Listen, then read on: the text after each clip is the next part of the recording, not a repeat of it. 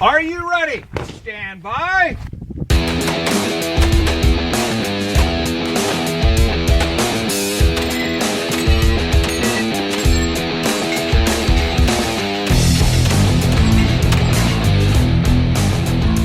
Welcome to the Three Gun Show. I'm your host, Dave Hartman. This is episode 209, where I interview the Director of Sales and Marketing at IWI, Jeremy Gresham. We talk about the Red October Kalashnikov Championship and trying to figure out USPSA's hit factor scoring. This podcast is brought to you by Breda USA, Italian shotguns that are the best in the world. And this is a shotgun tech tip from Team Breda. Hey, this is Dave Hartman from the Three Gun Show with Sean Burrows from Team Breda, and Sean has a tech tip for us today. Sean, what do you got?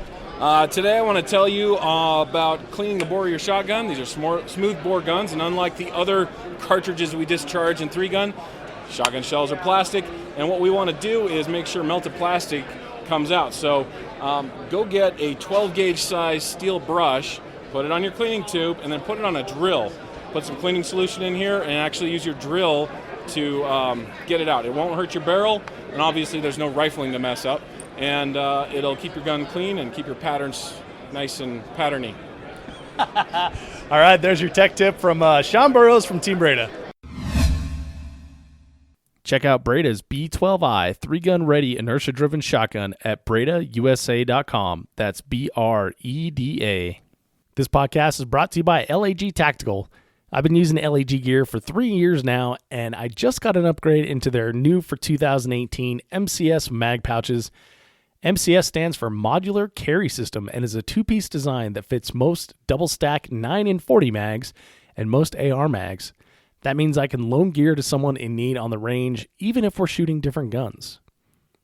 I've been using these pouches for many matches now, and they've been great. I like that you can choose the retention based on what is required by the stage, Speed Demon or locked in tight.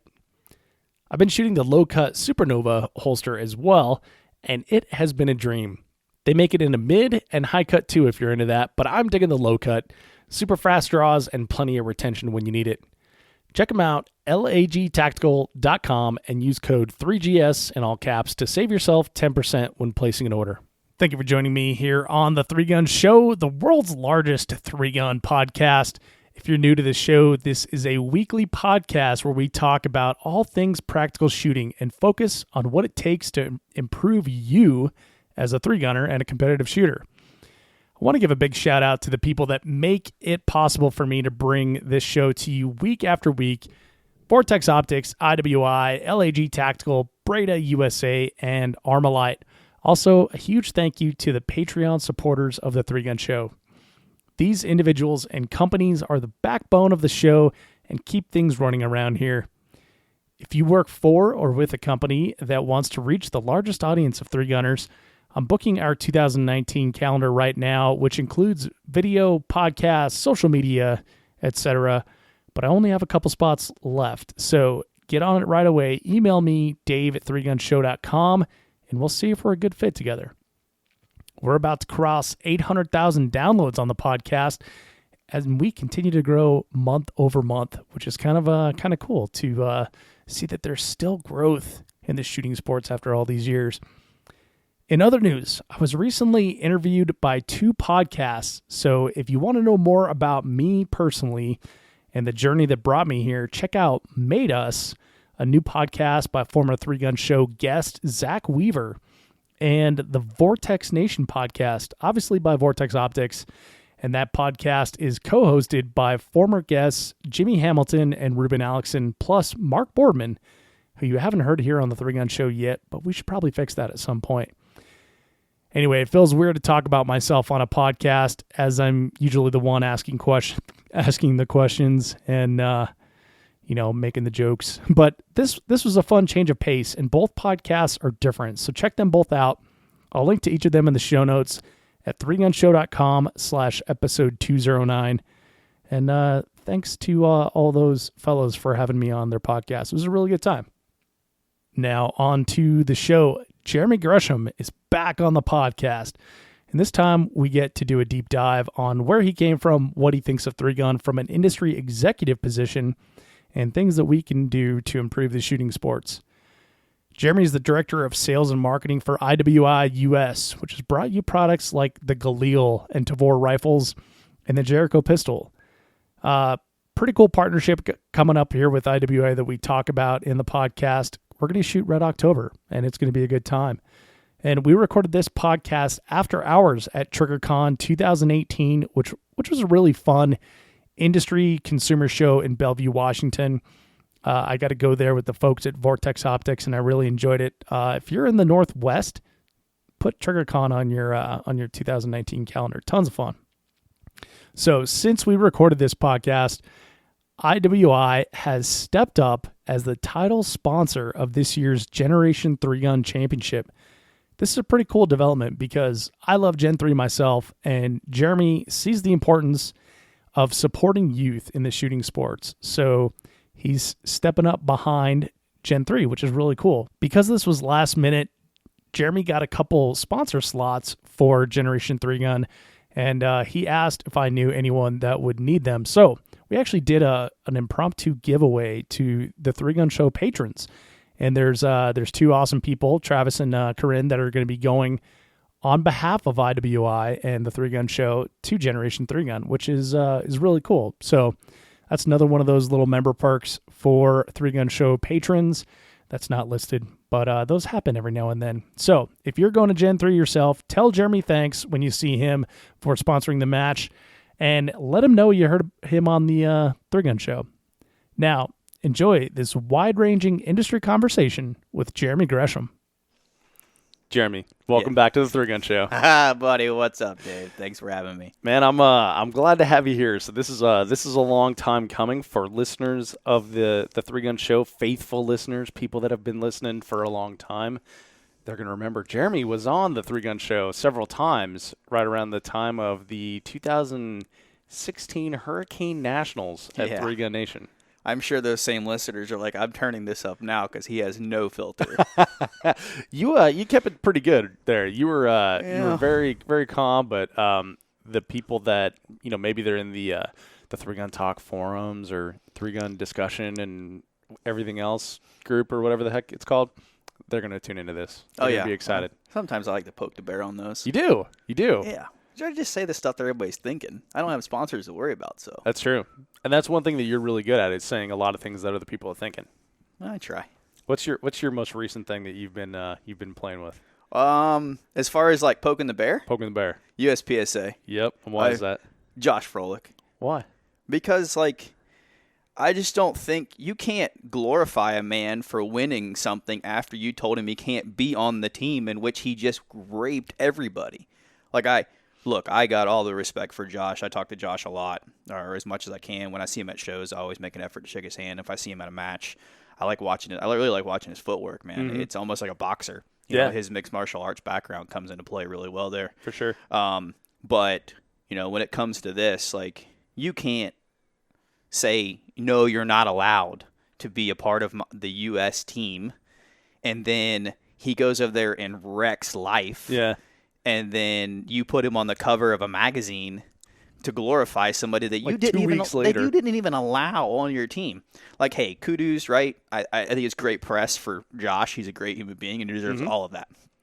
But that still opens the door for Jeremy to talk to USPSA. Yeah. And I shot a couple USPSA matches, and if you ever get a chance to talk to Lan at Dissident, it's a good laugh because I had him dying on the phone because I was going full on. I've yet to tell that story to Shane Cooley. He's called me a couple times hey, dude, I need to hear this because I've heard it's epic. We can't talk about that on the air because let's put it this way. I'm not a big, I don't shoot a lot of matches. Uh-huh. I send a lot of emails. A lot of people send a lot of bullets down range. I send a lot of emails. If you see me at matches, I'm sending emails as well. You're what they call a rainmaker. Yeah, I'm trying to make money for people. Yeah. So when I shot this USPSA match, it was a piece. This is a club match, Pennsylvania. Is that right? It was Delaware. Delaware, okay. I went with my buddy Rick Torres, and the one of the shooters that we were there with, I said, nobody was stepping up to be an RO, right? It's a club match, and Rick was about to get ready to go, so I was like, I was like, I don't know how to run the tablet thing. I ain't figured that whole Alpha Bravo. I ain't figured that out yet. But I can sit there and say beep. So Well, the timer does it for you. You don't even need to say exactly, right? I just say, so I know the general range commands that in which I've heard, right? Yeah. So thousands of times. yeah, so I tell her to go ahead and load make ready. She does that. And I said, are you ready? Yeah. Stand by, mash button. She does her little thing. She turns and looks at me and goes, you didn't acknowledge that I'm ready. And I kind of looked at her like, come again. That's not in the USPSA rulebook, well, actually. I don't know if it is or not, but I'm telling you for a fact it's not. well, she was like, the RO is supposed to acknowledge. I'm like, so I'm supposed to ask you if you're ready. You acknowledge that you say yes, and I'm supposed to say what? She goes, you're supposed to say shooter has acknowledged. I'm like, I'm not doing that. No. Try again. By the way, that's not it, right? I don't know where this shooter has indicated ready bullshit came from. I think that might be like a Steel Challenge thing from the past, but it's not like that anymore. The range commands are make ready. Are you ready? Stand by. There's the beep. It finished, unload, show clear. Yeah. So we go through that, and then like stage or two later, same shooter. But in this stage is a stage that you shoot, and then you walk forward, and then there's another stage, but it's the classifier, right? Oh, yeah, okay. I've seen those. I don't know what classifier it was. It's really irrelevant. But so you shoot your one course of fire first. When I shot it, Rick ran me. Uh-huh. Shot it. I unloaded, show clear. Walked forward. Load and make ready. Got ready to go. Rick's getting his stuff together. And she shoots the first stage. And I said, go ahead and unload and show clear. And she goes, couldn't I just holster it? And we walked forward. And I'm like, how about you just unload and show clear? And she kept looking at me. And I'm like, look, I don't know the stupid RO rules for USPSA. I don't really care. But at the end of the day, the RO has control and command of the range, correct? Right. And she goes, yeah. I'm like, who's the RO? And she goes, you are. I'm like, then unload and show clear. And Did she? she just, yeah, oh yeah. And then like, yeah, then we had some guys that like, this one guy had not shot a double all day. And I'm double? scoring. Yeah, like a same hole. Oh, type yeah, thing. yeah, I gotcha. Oh, yeah, the classic. And I'm scoring his target, and not. So you're telling me that you're calling it a double as you're falling on 1 foot, one-handed, and you're shooting a 45, and you put two in the same hole at 15 yards. You ain't shot a double at 2 feet all day, but you shot that one. Okay. So I'm like, I don't really know this game. Y'all can have your deal. So I asked the Nazi crony that was being all RO commandy. Uh-huh. I'm like, what do you call it? And she goes, I call it a double. I'm like, whatever. Are you kidding? I mean, whatever, dude. I'm just there to have fun shooting PCC. I was really working the bugs out of that PCC. I enjoyed it, though. That's probably why they didn't like you right off, is because you're shooting PCC. Well, USPSA, for some reason, they introduced PCC as like a provisional division, and then all the members do their damnedest to piss off PCC shooters so they don't actually come back and shoot anymore. Well, I can tell you this. I shoot these USPSA matches, whether it's pistol or rifle, when I get a chance. One, I'm horrible with a pistol, so I use them as, just pistol work. And I'm not looking for like 2 alpha, 2 bravo. I'm looking for 2 on the paper and roll. Right. So I didn't even. Because you use it like for 3-gun training. Yeah, I'm using it for what I actually enjoy doing, and like I enjoy the people, so I enjoy shooting it. Like, Yeah. I don't enjoy you all, so I just don't. I just want to do my job, get out of here. You don't lead with that, do you? I mean, I think the nonverbals say it for themselves. Yeah, so it's like, I go out there, I do my job, I do what I need to do. And I tell you what, like, I called Greg Jordan middle of my first USPSA match I've ever shot in my life. I'm like, hey, buddy, what's this hit factor thing? He's like, what are you talking about, dude? I'm like, I thought I was crushing people because of the times. And then all of a sudden I start looking at hit factor. And I'm like, what is this hit factor? He's like, yeah, dude, they've got like a scoring matrix, and then there's this whole power factor and limited. Yeah. I was like, I eventually just picked the phone and called Shane, and I'm like, yo, dude, I need like 10 minutes. I need to understand all this, because like where I'm playing and what world I'm playing in, whether it was the, 3-gun, 2-gun, you put 2 on paper and roll. Hit piece steel, ding, go. Yep. No. I have a respect for the guys who do that. Yeah.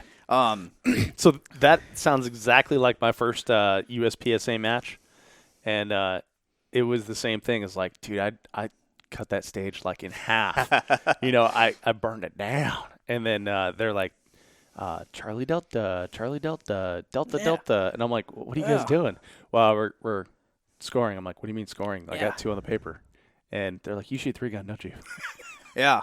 So then I shot a steel challenge match. I really like that. No reset. You just hit steel and move. Yeah. I nice really and fast. I dig that. I had a good time with that. I shot that with Paul Parrott for the first time out there at TPC. Uh-huh. Oh, yeah. They have a Tuesday night, I think it is. Tuesday night steel. And my previous employer, Paul Parrott, who's now the owner of Voodoo Gunworks out in St. George. Oh, okay.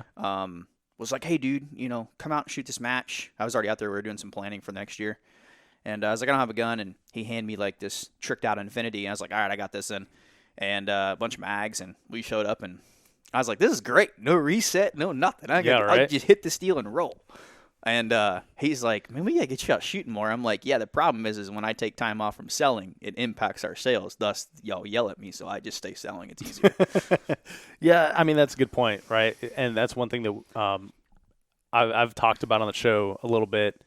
And everyone has to deal with his opportunity cost, right? So this would be a good transition. We kind of got off track there on right outside the gates, but let's bring it back a little bit. When we talk about opportunity costs, like what do you do during the day? What's like your daily life? What do you do off the range? So currently, I am the director of sales and marketing for IWI US. Mm-hmm. We import rifles from Israel Weapon Industries. We're owned by the SK Group, who owns Meprolite, Camaro, Shipyard Company, and some other stuff. Fairly large, but mainly IWI, Israel being the largest entity within that. But I'm in charge of the sales and marketing for the U.S. side of it, which is only a couple years old. It came to the country, came to the U.S., started producing or importing and producing rifles 2013-ish, late 2012, early 2013. Is that when like the Tavor hit the market? Yeah, so the original SAR, right. So Tavor, but it was a SAR. We're famous for the bullpup. What does SAR stand for? I have no idea. Squad automatic rifle. That's what I was thinking too, but that's, I wouldn't think it'd be a squad. Singular automatic rifle. I don't know. Whatever. But yeah, so the Israelis wanted something. They wanted something more compact, and they got it with the original SAR. I'll take some pictures next time I go to Israel. When you see the concept, it's like it looks like something out of Halo. Oh, really? Like, no joke. I'm like, wow, y'all got that out of that. Okay, I don't know who had the brainchild behind that one, but okay, that's cool. But yeah, so.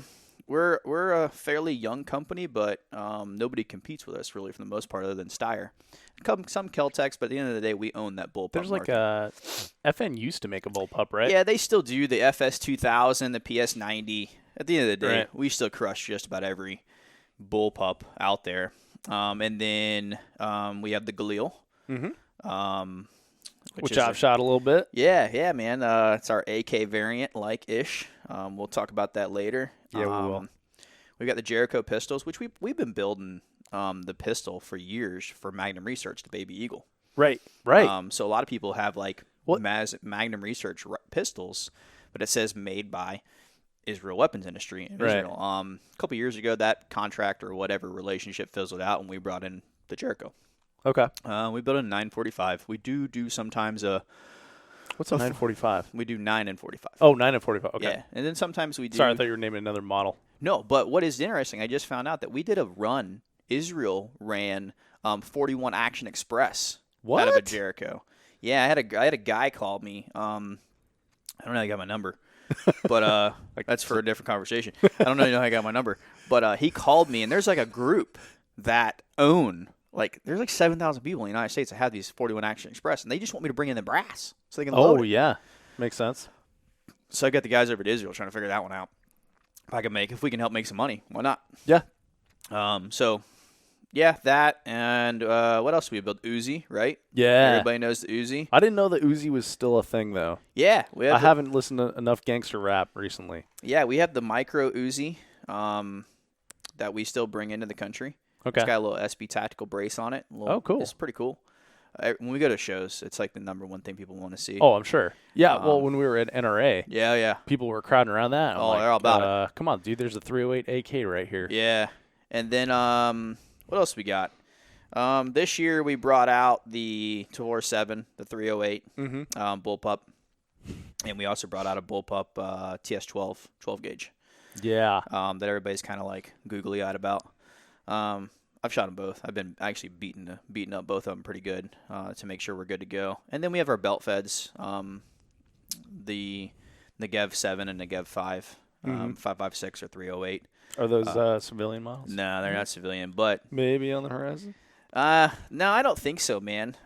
Actually, what I'm working on is updating the Negev to a more modern rifle and getting it built in the United States so I can get in some contracts here in the United States, whether it's with some LE agencies or small units or whatever else I can do. So what's the Negev?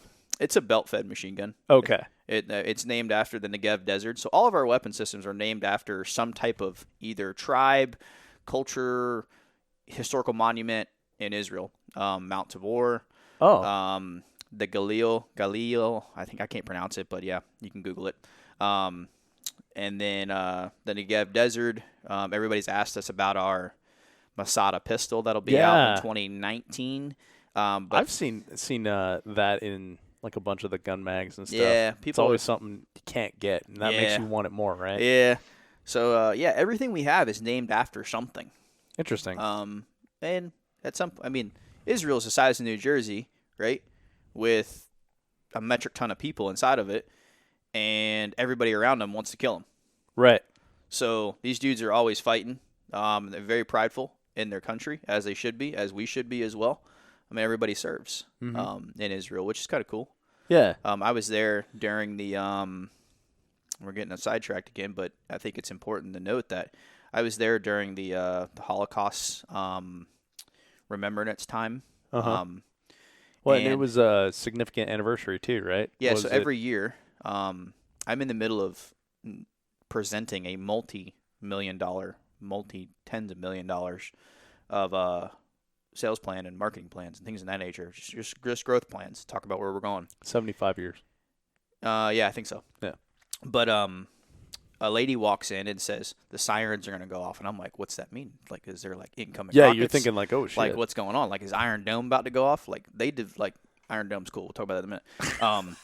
But no, it's that country comes to a complete standstill for 3 minutes as a siren goes off as a remembrance to all of the Holocaust victims. Okay. So you can find videos online where you're driving down the road. You had some pictures of this on your Facebook or Instagram Yeah, or people something, come right? to like, I mean, I'm looking at Like the they major get out of their highway. cars. Oh, yeah, it comes to a screeching halt. Yeah. And you wait for 3 minutes. It's really impressive, man. I wish we could remember, as our country can remember some of the things that our countrymen and women have done for us in that way, rather than like Memorial Day or Veterans Day where it's just a big party and a shopping barbecue and spree. get drunk. Yeah. Well, you remember, I've never experienced that. Obviously never been to Israel, so I've never experienced that. But the closest thing I can align it to, like in an American experience, would be after 9/11 happened. Yeah. I mean, we didn't all stop in our cars on the highway, but like everything effing stopped. Oh, like, yeah. The planes didn't fly. And it's really anything significant. After we had the Boston Marathon bombings, we had a silent minute for that. Sure. But these guys have been doing it for years, right? Every year, same thing. Well, and I like that in concept because it's that whole never forget, right? Never forgive, never forget. Yep. Where this is our culture. This is where we came from as a people. Absolutely. Yeah. And I think it solidifies it in young people's minds who did not live through it, right? Because if you forget it, you're going to repeat it, right? I look at Israel like Texas. You can't go anywhere in Texas without seeing a Texas flag. They love their state. Yep. Flies higher than the U.S. flag. Yep, a lot of times, right? Mhm. Anywhere in Israel, everybody served.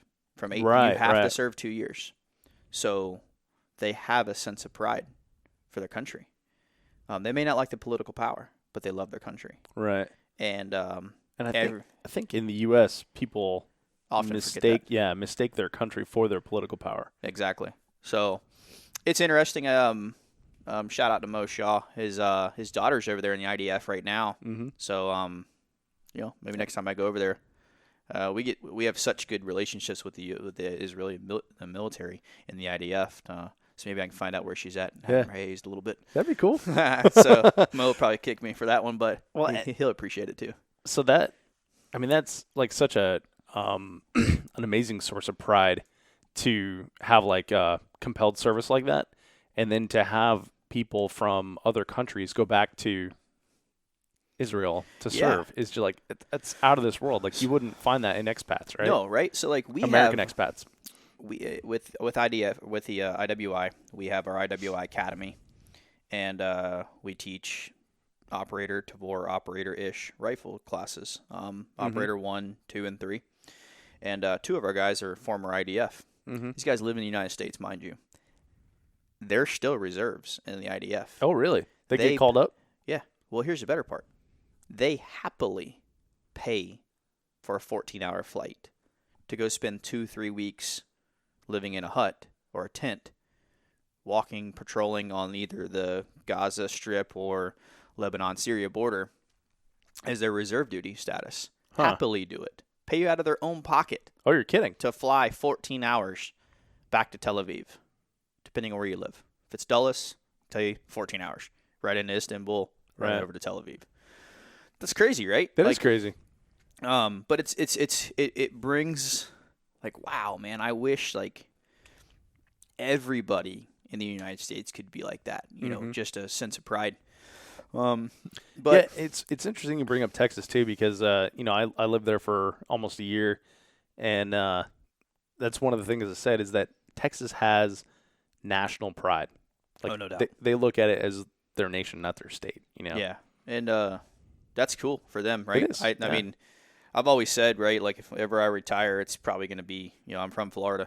I grew up around the water, but it's either going to be back in Florida, the Gunshine State, Texas, or Tennessee. At the end of the day, right? They're all freedom-loving, pro-Second Amendment, no state income tax.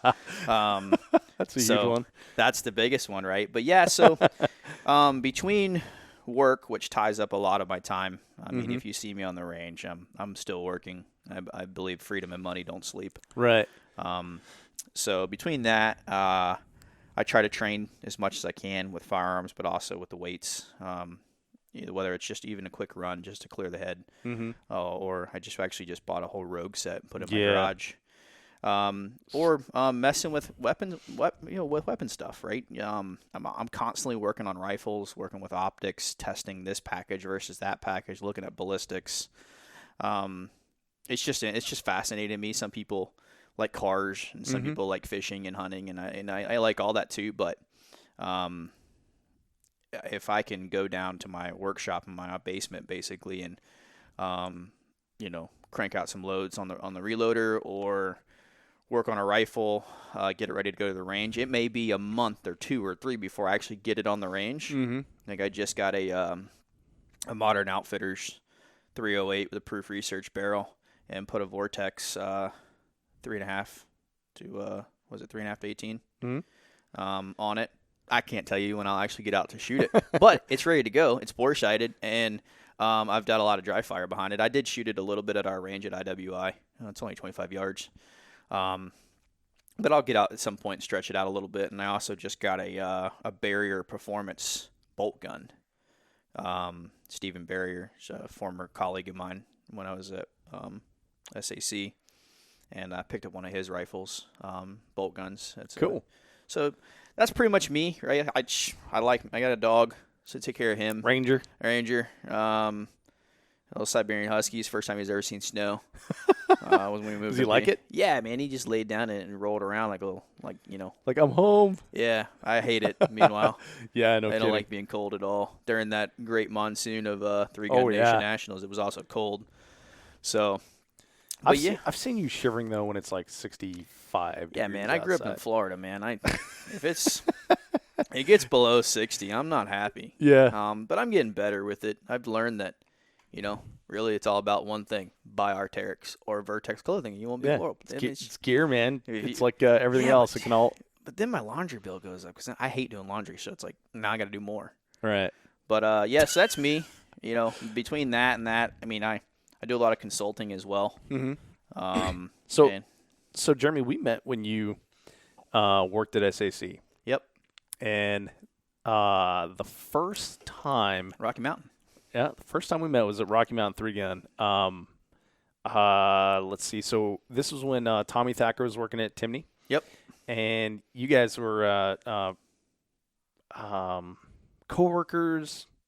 Yeah, friends. Tommy hired me, right? Yeah. So he hired you at SAC. Yep. And then he went to work for Timney. Yep. Right. So he's got this big Timney trailer out of Rocky Mountain, and I was hanging out at Rocky Mountain doing podcasts and stuff. And I was going to go meet up with Tommy, so I walk into the trailer, and you guys are having this argument about 3-Gun and marketing and et cetera, et cetera. And I was like, I don't like that guy. Yeah. That guy's kind of a jerk. Yeah. And, really, man, a lot, like I said, it started at the beginning, I say a lot of things that people don't like. Yeah. At the end of the day, there's a lot of people thinking about it, but I'm not worried about who's going to hear it or who it's going to get back to, because at the end of the day, my job is to promote and sell my product, and I'm going to tell it like it is. And a lot of the things that you were talking about are things that I think get revisited quite a bit, either in my head or discussions I have with other people in the industry. Yeah. And by industry, I mean people that work in the industry, not people that shoot 3-Gun. Mm-hmm. And you're spot on about a lot of stuff. Yeah. And so it's funny, now knowing you for a few years, oh yeah. He wasn't all that crazy. He's loud, but he knows what he's talking about sometimes. Yeah, I mean, I've been to I served in the military for a little bit, and then went to Florida State, and I ran a gun store there. That was my first piece of the industry. Right. Was working retail. I walked into a store to buy a pistol. I remember it like it was yesterday. I went in there to buy a Glock 19. Ended up talking to the owner, and he's like, "Hey, would you like a job?" I'm like, yeah, sure. Really? After just BSing with him? Yeah, just BSing with him about firearms and stuff like that. And he gave me a job, and then I ended up running that gun department with another guy for a while. And on the side of that was chasing down high-grade wood for the Beretta Gallery. Yeah. It's a big market, man. It's interesting, but you learn a lot about, you watch the shows where guys are, bidding on – storage wars, right? Yeah. These guys, I mean, you got a guy who's got a 35-year-old French walnut tree in his his backyard in the middle of England, and there's, Poli, Perazzi, Fausti, Beretta, Holland and Holland. Everybody's there bidding on this tree because they want the tree, so they can blows my mind. So they can buy it and chop it up for high-grade good guns for over and unders. Right. So I chased those around for a while, got an opportunity to go as a buyer for the tactical department. It's all AR-15s, all accessories for AR-15s, and all optics for one of the larger, if not the largest wholesaler in the industry. And made quite a ruffle feathers there.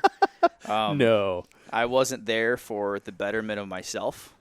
I was there for the betterment of the company and learn. And I knew product. So one thing I'm constantly looking at product. I actually just got an email as we're sitting here, Trigicon sending me the thermal that I ordered a couple weeks ago. Just because I want to try it. Sweet. If I don't like it, I'll sell it. I don't care. I mean, Right. at the end of the day, if you don't like something, why have it in the safe? Give it to somebody else. Sell it to somebody else. So I went there, and then Tommy pulled me out of my desk and said, "Hey, this is going to be a great idea." He's a great recruiter. Just like an Army recruiter, bunch of lies. Pulled me out of my desk went there as the East Coast sales manager for just Armalite, and then went from that to national sales manager of SAC, and then VP of Sales and which is Armalite, Surgeon, Nexus, Macmillan, and AWC. AWC silencers. Yeah. Yeah, and then went from there to VP of all that. Mm-hmm. And man, that year that I was running as the VP, I spent 281 nights in a hotel. It absolutely destroyed me, and realized that wasn't conducive for a long-term lifestyle. You know what else it destroyed, Jeremy? What? Santiago's green chili. Yeah, dude. That came about with my contacts up at Sports Authority. That's how I found out about Santiago's crack, man, is going up there working with those guys. And then actually my a lady that I worked with at USC, the Ellett Brothers and Jerry's, the wholesaler, she started right before I did as the VP of planning and inventory, and she came from Sports Authority. Ah. So, like, we were having this stuff shipped, which, by the way, I need some more. I'll get you some. Yeah, so if you've never been up to Denver and visit Dave, go do that and have him run by Santiago's and get pork ring chili. Yeah, so for the people that don't know, there's a burrito shop. Yeah. It started out as a burrito shop in Denver. It's called Santiago's, and now there's like several of them all over the metro area. But they make like amazing breakfast burritos, and the secret is the green chili. It's freaking fantastic. But they also, in Denver, and probably several other places, but I've only seen it in Denver, they sell it at like King Soopers or Safeway. Yeah, I've never seen it anywhere else other than Denver. So it's frozen, and so I took some, packed it up in like cold pack, and sent it to Jeremy, and I was gone for like 3 months straight. and Came it back sat and it was in the Florida heat. Yeah, it was a great smell when I came home. But yeah, that's some good stuff. But yeah, man. So I left SAC with no real like clear picture of what I was going to do. But I knew I was going to stay in the industry. I just didn't want to do that anymore. Right. And Casey Flack, the CEO of IWI, I remember when he first started as the LE sales manager for IWI, called me. And we just got to talking about whatever and whatnot. Actually, take that back. As a joke, I saw the opening for Director of Sales and Marketing on the NSSS website, and I knew he would see the email. So I sent him an email with my resume, and as the title said, ha, ha, ha. And that was like at 10:30 at night. Well, no more than 11 p.m. I had a phone call from Casey. Oh, really? He's like, yeah, dude, I was going to call you soon. And I'm like, well, it just so happens to happen that I recently have become unemployed. So, I mean, I'll entertain it. I bought the product. Well, you had in mind to do something completely different, too. Yeah, I wanted to do something different. I knew I wanted to stay in the industry, so I was looking at not necessarily the same platform of rifles. But I was looking at optics as well. Looking at anything that, just something, change it up, diversify the portfolio a little bit. And so yeah, and now I'm here. It's been great. It's completely different than anything I want. I'm an importer. I'm not a manufacturer right now. Yeah. And I deal a lot with other countries that Israel can't work with. So it's just it's fun. I got 3 other people in sales and marketing with me, and we travel around and sell the good, man. Yeah. And we've got one or two sponsored shooters, Adam Lickey and Kelly Samsel. Yeah. So, okay, you brought to sponsor shooters. So when you worked at SAC, you had a Dream pretty team. pretty big shooting team with Armalite. Yeah. You had a shooting team with Surgeon. Yeah.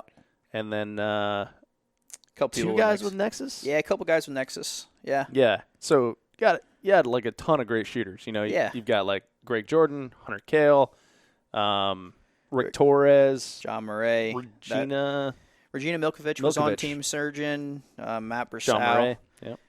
Matt Brassow, Dave Preston, Bannon, Paul Reed. We had a great Team Surgeon And a ton of great ambassadors as far across the board too. You got Jay Carrillo at Armalite, Fausto Vaca. Yep. And then man, I shouldn't have started this list because we're going to leave someone out and they're going to feel bad. Yeah, trust me. We're thinking of you if we left you out. I had the dream team. Yeah. Right? If he comes down to it, right? I had arguably the best team in the 3-gun. Tom Lackley. There we go. Yep. There's my little junior buddy. Dude's trigger fingers unreal. It's like a Gatling gun. If I can that's why I put him in. So we'll get back to the teams, but quick note on Tom, right? When he came on the team his first year, the deal was he had to shoot limited. I forced him to a dot in 10 rounds to slow him down. Because when he gets on his little machine gun runs, he won't hit a damn thing, but he'll shoot 1,000 rounds. But so Greg and I were talking about how to make him a better shooter. And just like in production with USPSA, you learn how to load and you learn your footwork real well. Yeah, and honestly, like I go back to the USPSA discussion. When I started shooting USPSA, I had a mentor, Ben Go, and he said the exact same thing. He's like, you should shoot production. Yep. Because you're fast, but you suck. Yep. So this will help you get more accurate. So, yeah, we stuck him in limited for the first year, and this year, before I left, I allowed him to go into a 1-6 vortex, excuse me. And, and then Team Surgeon, I mean, we pretty much crushed holes when we were there. And, overall, man, we had a great team. Right. And Team Surgeon, there's a couple of them left. Team Armalite's still together, as it is today at least. So you have a lot of experience in having sponsor shooters, supporting sponsored shooters, supporting matches all around the country.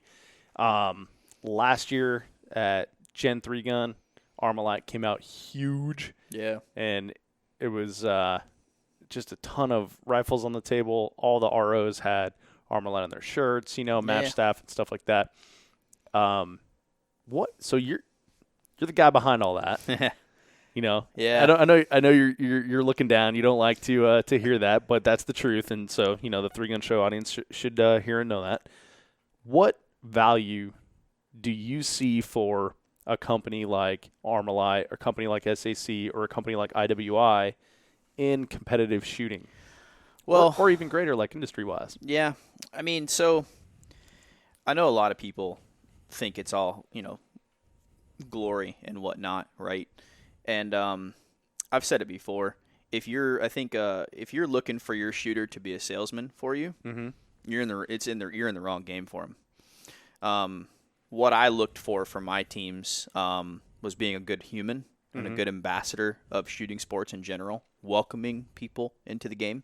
Right? It's very intimidating when you, as a new shooter, or anything that you do is new, to see a person walking around basically like a billboard. Yeah. Yeah. So yeah, if then you feel like left out because you're wearing your rogue T-shirt. Exactly. So that's really one is like obviously you're gonna have solid fundamentals, looking for growth potential as well. As far as athletic performance, is that what you're talking about? Just as a shooter. Okay. Both mentally and personally, growing into a young man or woman. Oh, okay.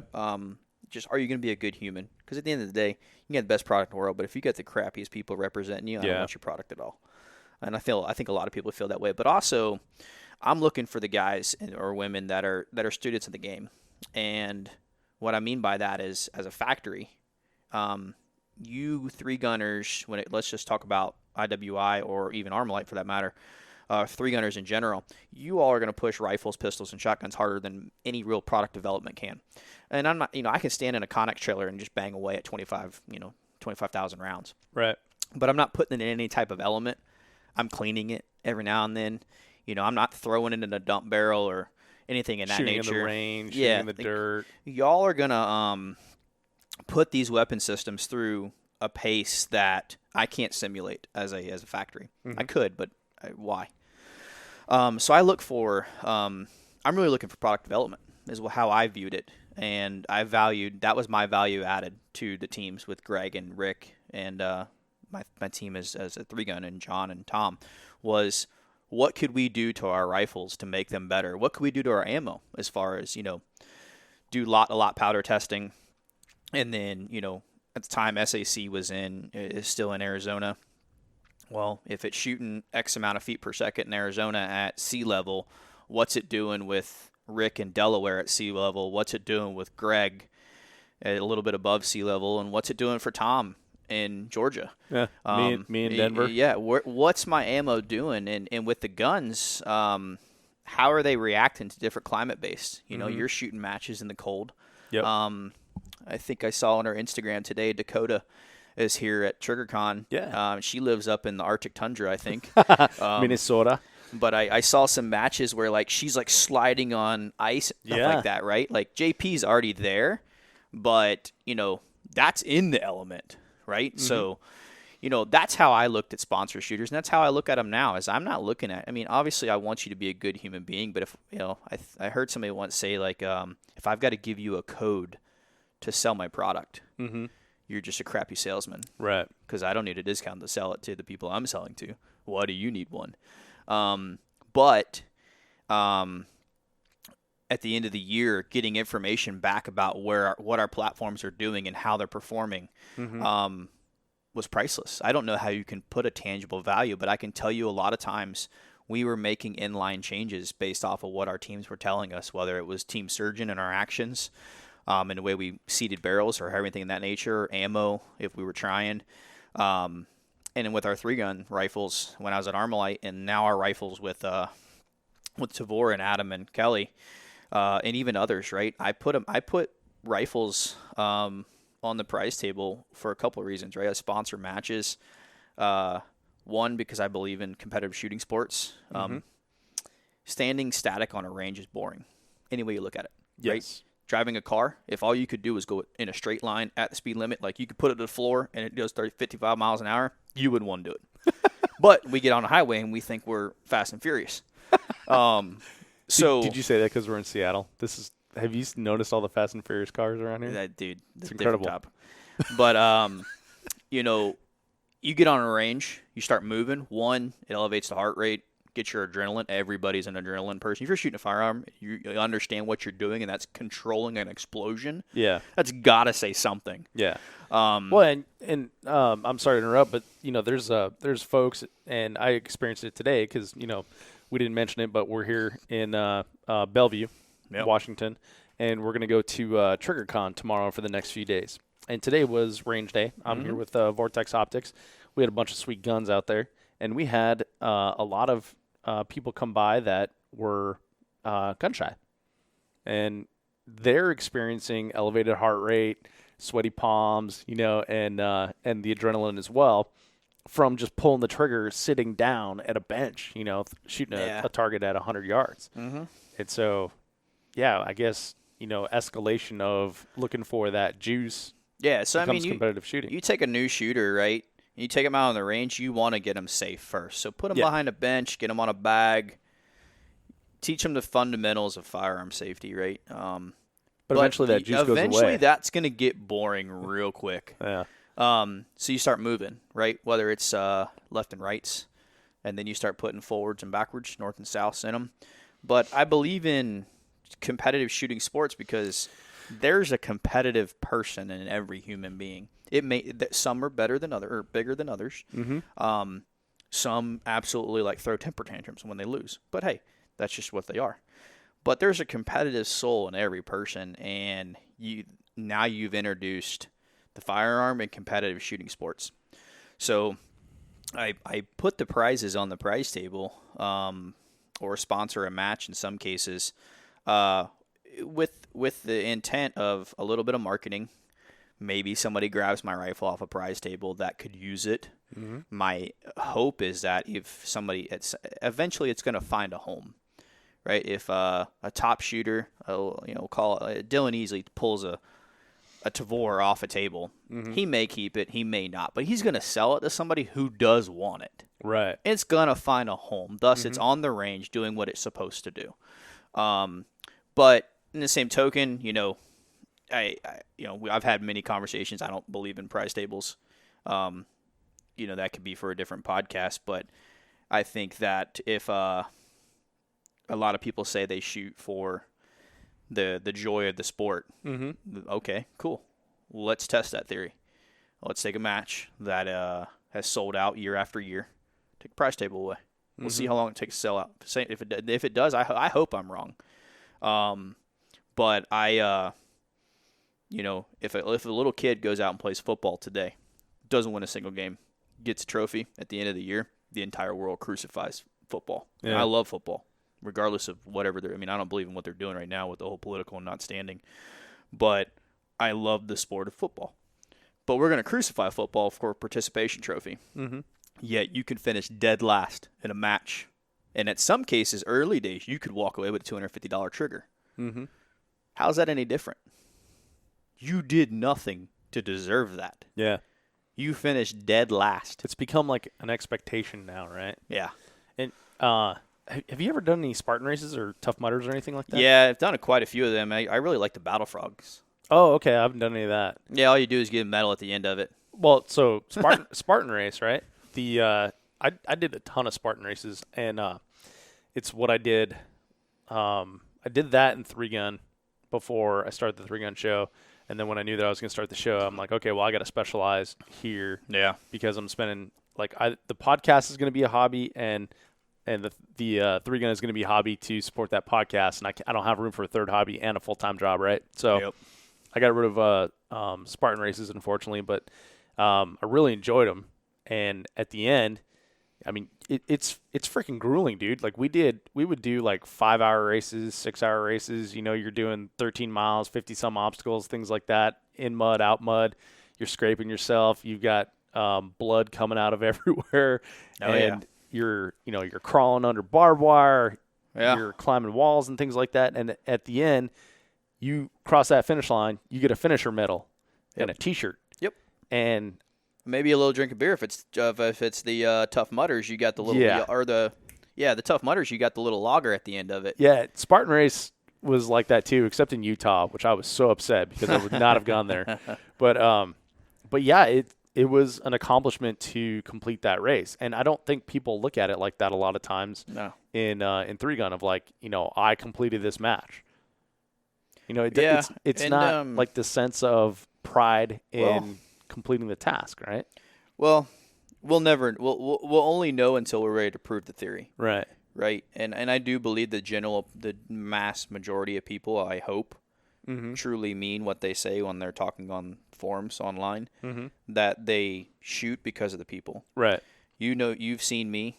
If you've seen me at a match, I spent almost 3 years and didn't shoot a single match, but traveled to every single major match. Right. To support my team. And you were sending those emails. Yeah. At the time. Sending You're emails, still working. catching phone calls in the middle of stages. But I was there for a couple of reasons. One, support my team. Make sure they were able to do everything they can. Mm-hmm. 2, support people that were potentially using my product. Mercedes-Benz doesn't sell cars broke down on the side of the road. Right. Well, I can tell you that I'll be the first to tell you, equipment breaks. Yep. And I was there to help fix these rifles, but I always traveled with 3 extra rifles ready to go, zeroed. One had a Vortex, one had a Leupold, and at the end of it, one had a Collis. And if your rifle went down, I didn't care whose rifle you were using. I handed you a rifle, not for what people are like. Oh, he's using it because he wants you to sell your product. I want you to complete your task. You came here, you paid money, you're away from your family. Complete the task. Right. We'll worry about your rifle later. I think a lot of times people see like a selfless act and they wonder what strings are attached to it, rather than just like, oh, that guy's being a good dude. Yeah. Well, even that 3-man 3-gun, right? We just finished that, and I love that match, right? It's there's no real thinking, right? You just shoot. Yeah. So that's true. That is nice. But on the shotgun stage, right? There's 130 pieces of steel, right? And this one guy had 3 shooters. Yep. One guy had a JM Pro that was having some issues with him, and it wasn't a feeding issue. Like it flat out wasn't firing. Like click, nothing. I don't know if he broke a firing pin. Doesn't matter. I held the mail back to because I had just finished shooting. My shotgun, I'm sure, was hot, and I was running an A5. And I handed it to him, and I was like, give me that piece of crap gun and shoot this. I'm not saying Mossberg's a bad gun, but at the time, it was holding him up. Like that particular one. Like you could, like when you're ejecting rounds, like you can only carry so many rounds on your chest anyways, and on your body. So you have enough to get it through what you need to do and hope that you got enough at that point. But I gave him my gun, and people are like, are you trying to promote Browning? I'm like, I'm not sponsored by Browning. I paid for that and sent it to Mark Roth to have him do the work for it. Like, I'm not, like, I'm sponsored by IWI because I have to. I work there. And at the end of it, right, like when he was done, he's like, hey, dude, like tell me about your shotgun. And I'm like, I'm not the person you should talk to because, I mean, I know what it does. Yeah, I mean, ask Greg. I know exactly. Ask Greg, Rick. Ask one of the dudes that have the little sticker that says A5 Posse. Like they like let me into the club, but Because you got the stickers made? Yeah, pretty much, probably. No, actually, my buddy got those stickers made. But, you know, I just told him, I said, hey, dude, if it's a Benelli, a Franke, a Stoger, a Breda, whatever shotgun, use what you got. Just, you know, what I try to tell a lot of people is we go out on the range a lot as shooters, and it's glory to go out there and shoot, right? But where I think a lot of people lack is understanding the failure points in which their firearm has. Right. Which segues into preventative maintenance. Sure. Right? Let's pause on the preventative maintenance real quick, though, because I want to get back to supporting matches. Okay. So let me ask you this. So we should probably do like a whole prize table podcast because this is like a real rabbit hole we can go down. But if prize tables go away, how would or could IWI support the shooting sport? So I'm not going to name the match that I've been talking to, but I told them that I will sponsor the match with product to put as a raffle. Oh, okay. And the money goes to a local charity, whether that's LE, not the Wounded Warrior Project, but Wounded Warrior, firefighter, EMT, goes to something that gives back to the community, or Gen 3 or the 2A junior camps, right? Something that can get back into whether it's pro-Second Amendment or helping the people who protect us while we sleep. That would be my sponsorship. Let me send a couple guys, put a tent up, put some rifles there, $1 a ticket, or, right, in your match fee, you have $20, 20 tickets, and you pick on practice score. Oh, that'd be cool. Plug for Ken Nelson. He don't need it. Yeah, I know, right? You pick what tickets you want and which guns, and then at the end of it, right, you pull the number, and you've paid essentially for that gun, but you've paid a minimum $1. But that money is then going back away. So it's not really, you know, some of that money can go towards, I do believe you should pay for first, second, and third, right? You know, if you win a match. How deep? Just third? What about fourth guy? Train harder. You know, I mean, at what point did it not become enough to say you finished fourth or fifth or 10th? I finished 19th. Well, out of 91 teams at three man. So it's like I'm in the top third. I think math says so.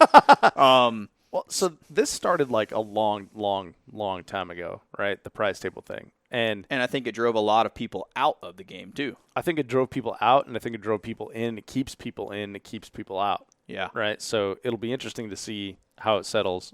But at the end of the day, I don't mean it with the disrespect, but if you take it that way, pound sand, don't care. I don't want you in this game if you're using the game for the little monetary compensation you're going to get from the prize table. I don't want you in it. I'd rather you go do something else. Go do something else you can get a participation trophy for. Have fun. I don't care. I mean, there's really not another sport where you can go get paid for a mediocre finish. At the end of the day, name another industry, right?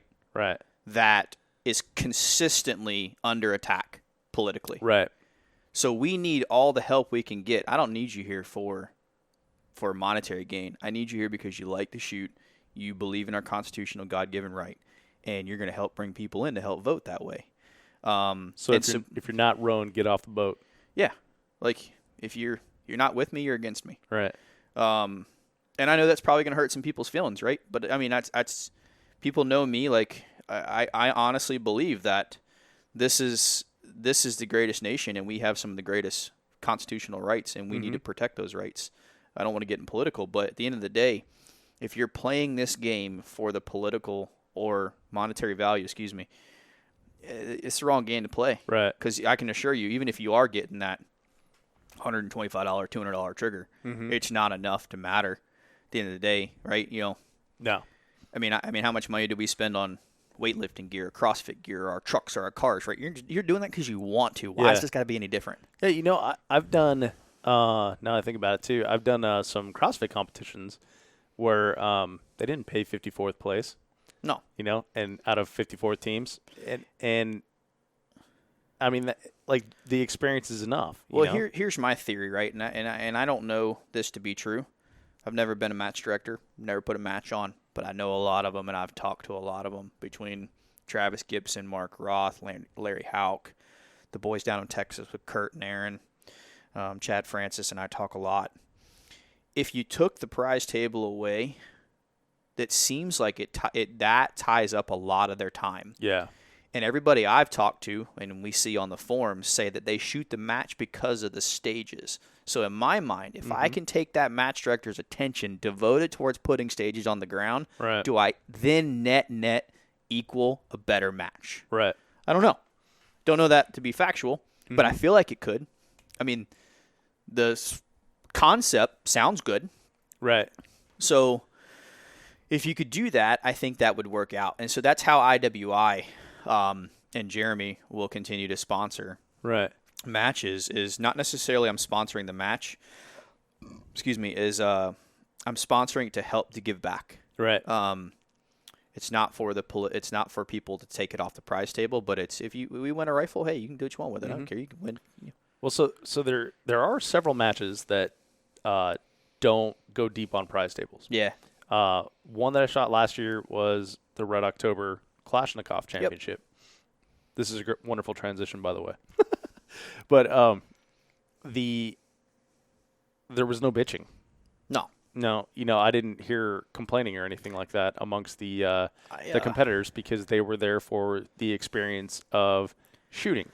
And so to make a transition away from the prize table talk, that this is a match that IWI is supporting for 2018. Yep. And we're actually going to see you out there shooting. Yeah, man. I'm running if you follow me on Instagram, you've seen the rifle. It's getting tuned up and going. I mean, yeah. I'm going full open retard on this one. I don't think you can say that. Yeah, it's okay. I'm not worried about it. It's that open style. I mean, I put a dot on that rifle and I become open. Mm-hmm. It's not. So that's an interesting thing. So so for people who haven't shot Red October, you really should. If you can't find an AK, if you don't own an AK, borrow one. That's what I did last year, and I'm borrowing another one this year.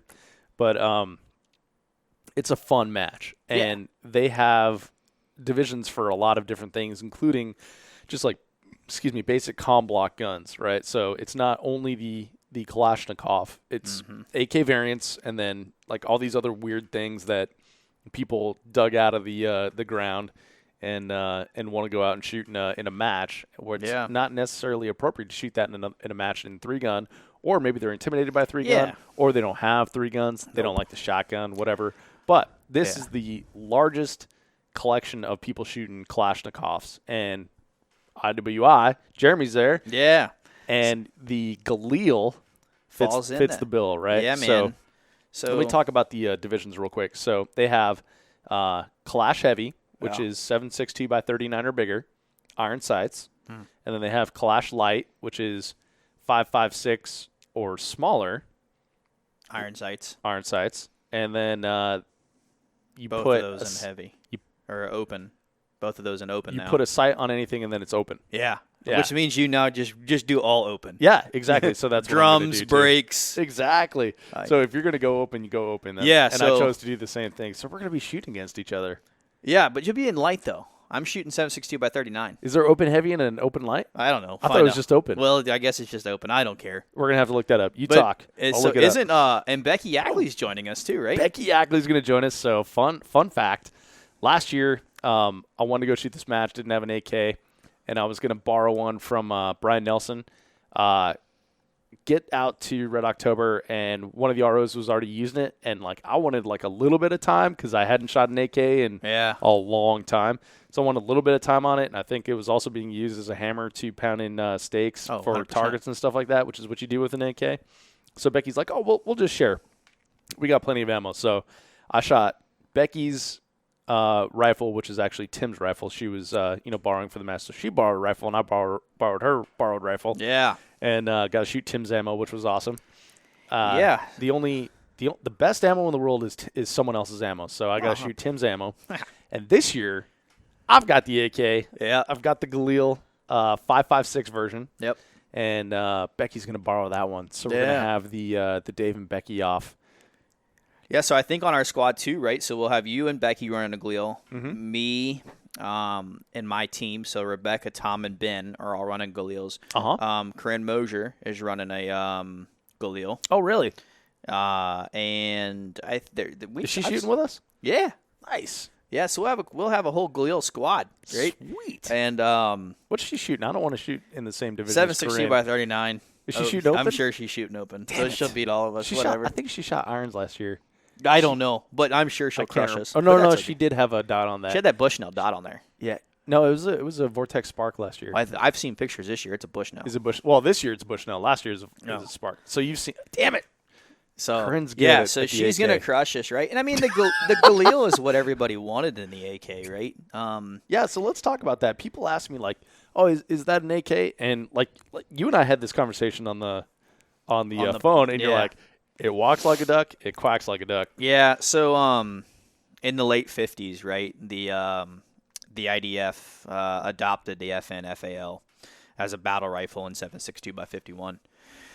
And they tested a couple of variants of that rifle. And the first, it saw like its first major combat in the 6 Day War in 1967. And they found out real quick that while the FAL is a great rifle, it does have some limitations when it comes to being in sand. Oh, really? Yeah, it doesn't like being in sand, man. Sand and dusty area conditions, it's prone to malfunctions pretty quickly. Oh, I didn't know that. So the right arm of the free world. Is that what it's called? Yeah. So this was later attributed to the lack of maintenance given to the IDF. Yeah. Given from the IDF to the gun. But thus came the Galil. They took what they knew of the AK and the caliber of 7.62 by 51, 308, and made an AK. It's a mill gun. Did they make it 7.62 by 51? First, yeah. No shit. Yeah, and then it came down some other stuff. So so what we bring in the country is actually called a Galil Ace. The original Galils, people like fight me to try to bring more in. You know what's crazy? So I did a little bit of, it's probably not crazy to you, but I did a little bit of research on the Galil, and they've been constantly improving this thing over like the last 50 years. 50 years. Yeah. Whereas Russia was just like, well, this one's good. Yeah. So we're like I said, so you, Corinne, Becky, me, Rebecca, Tom, Ben, I think a couple others are all running Galils in various configurations. And so it is, piston driven like an AK. Yep. The bolt looks like an AK. It has the AK dust cover. Charging handles on the correct side, which will be the opposite side. It does reciprocate. It does, which I found out the hard way. Hard way, yeah. Drop the bolt on that little button, and then ding. I was like, "What does that button do?" Yeah, pump right near your thumb. Yeah, I got a nice little bruise in the back of my thumb. Yeah, I did that too. Don't worry. I was like, "Hey, what's that do?" Clink. Oh, mash button. I did that exact same thing. Cool thing about the 5.56 that drew me to it is, if we're gonna go open, we're gonna go open, and it takes PMags. Yep. And so I was really hoping it would take the D60, and sure enough, it does. Yeah, and if it doesn't, you can cut some of that plastic off. Yeah, and it takes it just fine. Locks the bolt open on the last round, which is another unique thing to the Galil over an AK. So several cool updates on it. Yeah, and there's a lot of people, right, just don't know that there's so many people making great aftermarket accessories for it. Midwest Industries makes a rail and different rail configurations. RS Regulate does some same stuff. Geisley makes a trigger, or ALG makes a trigger for it. I actually sent one to Dissident and LAN. Let them to see what they're gonna do to it. Right? You ever watch like Street Outlaws on Discovery Channel? Right? I've heard of it. I've never watched it. Well, they got this guy on Street Outlaws called the Mad Scientist, and he's always messing with something. And I look at LAN, that guy, right? Him and Mike are always tinkering with something. And I didn't know who they were, right, until NRA. Like, I follow them on Instagram, and I've talked to them on, like, Facebook and stuff like that, but I've never met them. Well, I see these two guys. They were in the KVAR booth. Like, that was pretty close to where you guys were. So I see these two guys over here messing with my guns, and I walk over there. And they're like, yeah, we're from Distant. And we got talking, and we hit it off. And I'm like, well, if I could ever send you guys a gun, let me know. And then after World Shoots, Land hit me up and was like, hey, man, I'd like to look at one and see what we can do to it and trick it out. So I sent him one, and we may actually raffle it off for some money for to help fund a true team to go over for the Shotgun World Shoots. Oh, no kidding. Couple years. Hey, that'd be cool. It's interesting, we're getting segue off something, but USPSA, they go full bore on pistol. When it comes to pistol, they're going to put best team forward. Right. Shotgun rifle, don't care. They don't care. Mike Foley has said that much on a podcast he's been on, too. Yeah, well, the unfortunate piece about that is that look, I got nothing against anybody. They're the gatekeepers. They hold the keys, and they don't want to. Well, who's the gatekeeper is the industry, and if the industry stops funding it and the money dries up from the industry side, he'll open his eyes real quick. If you don't believe me, ask 3 Gun Nation. That's how that works, right? The industry is going to drive it. The guys with the biggest pockets are going to drive what they want. So, if we bark loud enough, people will pay attention. But so there's back to Red October. It's going to be a good little match. TPC is a great venue. I think Brian said he's not the match director this year. Yep. But I'm sure he'll have a big hand in putting it on the ground. Yep. It's doing a bunch of stages and stuff. Yeah, and so we'll have. Was that hard as hell? No, I think that was Red October. I don't know. And the kid's we'll busy. find out. Yeah. But either way, it'll be a good little match. And last year they had like RPKs, RPDs. Mm-hmm. They had a really interesting. So SUPS is cool because they have just a shitload of bays, right? Yeah. And to test out a gun, you don't necessarily need 500 yards of space, right? Nope. So they threw several demos, set aside several bays for demos, and they had a ton of great companies there that were letting you try out their rifles and everything. So that's one really cool thing about Red October is that it's because it is the only place really that you can shoot Kalashnikovs in like a match environment, then like the people that are into that stuff that create a widget or a little piece that goes into here and changes this functionality. And they're fanatics about it. Oh, they're all about it. Yeah. And I can tell you, so on my rifle, right? So I have the Midwest extended handguard. Mm-hmm. I've got a brake on it, pull some recoil. I ordered a K&S Precision piston, which is designed to pull some recoil off the rifle. Yeah, you mentioned that the other day. What does that do? Does it bleed off gas or something? It's adjustable gas. It's basically adjustable gas block for an AK, but it's a piston. It's an adjustable piston. It's I think for the 5.56. Yeah. Yeah. It's let me know. And then I put the ALG. Let me tell you, that trigger is light, buddy. Is it? It took me a little bit. I was like, because I'm so used to the R's, right? Yeah. Clink, clink, clink. I pulled the trigger. I was like, oh wow, okay. So then I set the range. I'm running that, and then I ordered a K&S Precision rear trunnion, which then allows it to adapt to an M4 stock. Yep, I did that too. And then I'll put an M4 stock on there. But I don't know, man. I really like our stock. It locks up solid, and I'm running a Holosun. Yeah. Lewis over there at Holosun sent us some optics, and I was like, I'll beat it up. I always travel with a spare.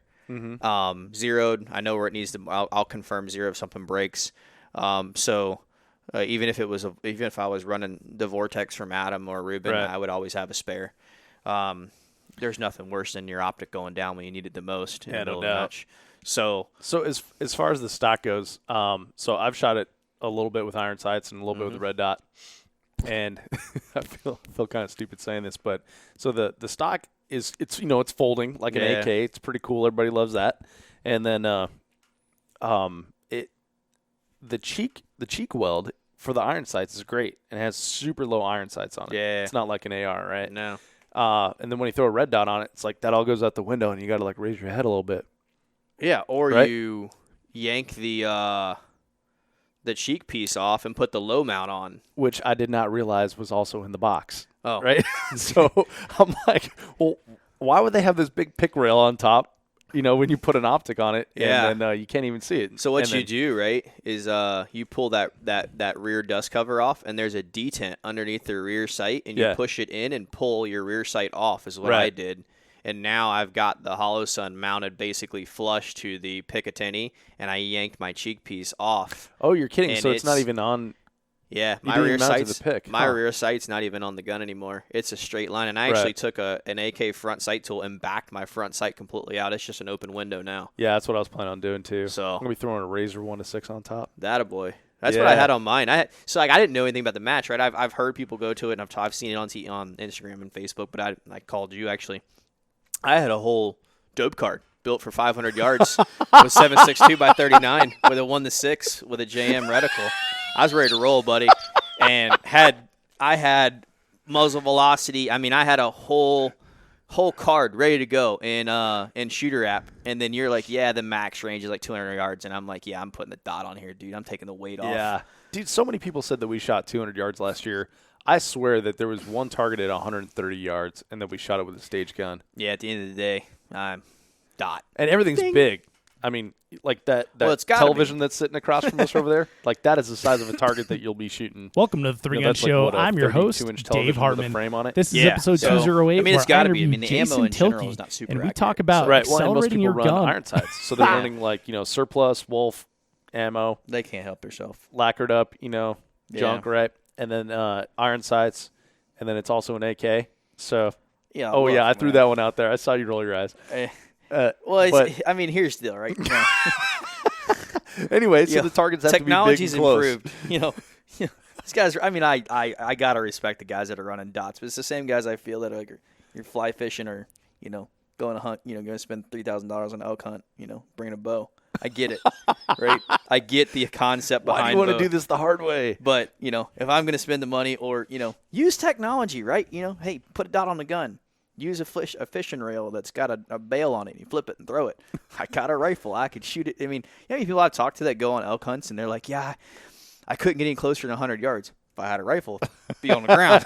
Yeah. So, but that's at the end of the day, it's always a good time. But I mean, if you can make it out to the match, if anybody can make it out to the match, come by and see us. Yeah. And if anybody wants to shoot the match, and they want to borrow my rifle, just get on our squad. Yep.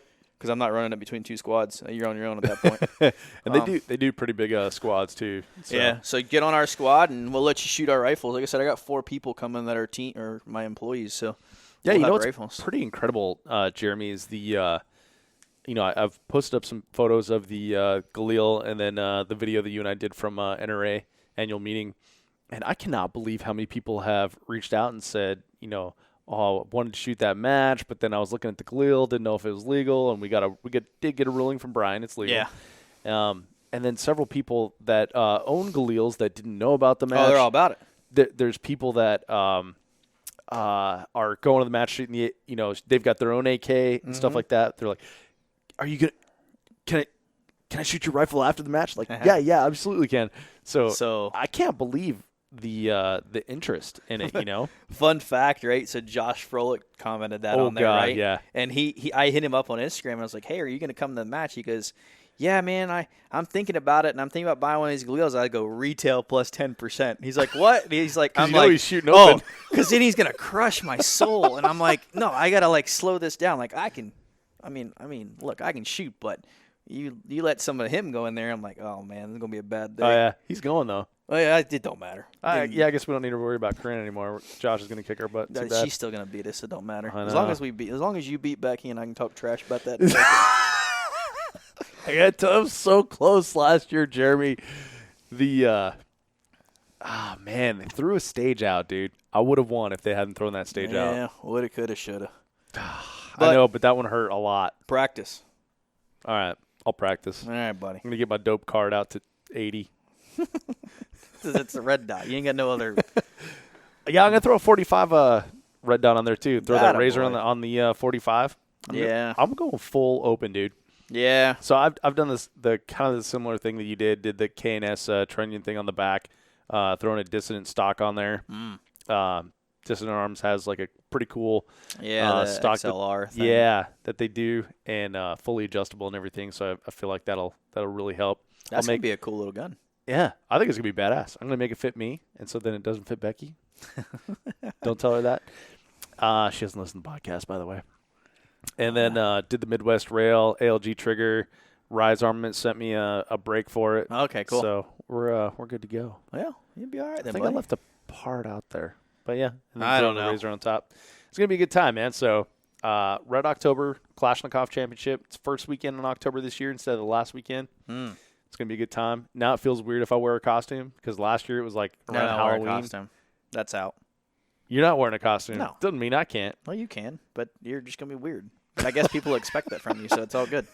I tell you what, last year shooting the Red October Kalashnikov Festival or Championship in a 90s gangbanger outfit, like straight out of all the rap I listened to like when I was in high school and everything. Yeah.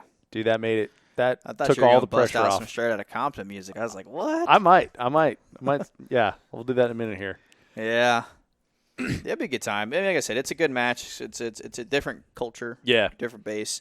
And there's other matches out there like that, right? I just talked to Chad about this Cola Warrior. Oh yeah, Where you that's basically- an ALG Geissley thing too, isn't it? Yeah, you basically chug like 6 sodas and puke your brains out and keep shooting. I'm like, that sounds interesting. terrible. That sounds great. I think it's gonna. I mean, but what I do like about that, right? If you read their bylaws, if you take anything off the prize table and you sell it, you're banned from ever competing again. Oh, how cool is that? So they have like permanent ban list on their website. They're all handles. You don't know who they are. Right. But Interesting. right? So like Chad was telling me that he was watching people pass by $250 Geisley triggers and picking up a sling because they needed it. Oh yeah. What a novel concept, right? But yeah, I think. But if you win, you get a rifle, or you get the parts to build a rifle. I don't know. I think Chad said Katie won her division, Oh yeah. and he's like, "You're gonna have to build a rifle." She's like, "I'm all about it." So, Cool. Good for her. yeah, right. So that's there's all these cool little matches that nobody's ever heard about, but we'll get out there. We'll bring some light to them on the 3 Gun Show. Yeah, exactly. So one of the things we're gonna do with you at Red October is we're gonna walk stages with you and your team. Yep. Becky and I are gonna teach your team how to break down stages. Your team has cumulative law enforcement experience, right? But not much practical shooting experience. I could be misspeaking, but so I've got 2 former LE and 1 just normal dude. Okay. The 1 just normal dude hadn't shot probably more than 1 match in his Okay. entire life, and it probably was like a local club stage match. Rebecca, my female salesman, is coming. She shot some USPSA, I think, and I think she shot the Trigicon World Shoots at some point. Oh right, yeah. And Tom's shot some matches, and they're both former LEs, so they've shot a little bit of matches. I don't know how much, but I mean, at the end of the day, hell, I'll be in there listening to you and Becky just break down some stages, because I mean, at the end of the day, everything's a tool. Yeah. I may not use the tool, Uh-huh. but it doesn't hurt for me to put the tool in the toolbox. Yeah, for sure. It's like I tell people all the time, I'm like, what's the one tool in the toolbox that serves no purpose, but if you don't have it, your day is miserable if you're working on your car? The damn oil filter wrench. Yeah. It does nothing else except that.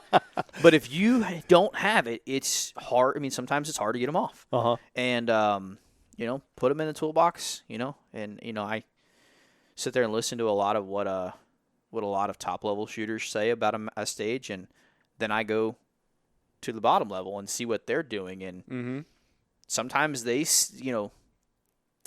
I think sometimes the top-level shooters get so focused in what they're doing, right, and they're really good at what they're doing, but the guy who isn't so good at what he's doing, he can see it from a different angle. He's not, tunnel visioned in it at that point. I'm not saying his stage is wrong or his stage is right or vice versa, but, as a mid-level shooter, there's some sides to there's some truth to both sides, right? And so I sit back, typically walk a stage, see how I'm going to do it. I am the type of shooter that I'm going to shoot my game. I could care less, because at the end of the day, I'm just there to have fun. Yeah. But I'm going to shoot my game, and I'm going to know I'm not going to push the bar. you push the bar in training. You know, when you're at a match, you know, Coach Bobby Bowden at Florida State said he doesn't coach during the game. He coaches Monday through Thursday during practice. Friday, you've been taught how to do. Or Friday's the walkthrough. Saturday, you've been taught what you need to do, and I'll make adjustments Monday through Thursday. Huh. And I firmly believe that. You push the bar and learn your speeds when you're competing or when you're training on your range. Right. And when you're out on the range for the match, it should be just calm and collective. I watched a 60-minute special one time about a guy lives out here in Denver or out west somewhere. Where are we? Somewhere in California, somewhere in Washington. But he lives out west, and he's a rock climber, a free solo rock climber. He's like the best in the world. Yeah, Alex Honnold. Yeah, that guy. Yeah. There's a 60-minute special about that guy, and I saw that too. It was incredible. And he's like, he said everything's in like super slow motion. His heart, like they had like the heart rate monitor on him. His heart rate's like at next to nothing, doing the face of Capitan. Yeah, and I'm like, with no ropes, just his finger sticking a hole, and I'm like, dude, my heart would be like, it sounded like a minigun if somebody put something there, but yeah, that's I think that's if you look at the top level shooters, you know, Greg, Daniel, Joel, Keith Garcia, Dylan, those guys are just smooth and collective through the stage. Every now and then you'll see them have a friggin' full-blown panic, but it's usually not them induced, right? It's typically what induces their get up and go is something with the firearm itself, right? Or the stage, or it's not usually them that's got them jacked up. It's something that's induced that jacked up stage.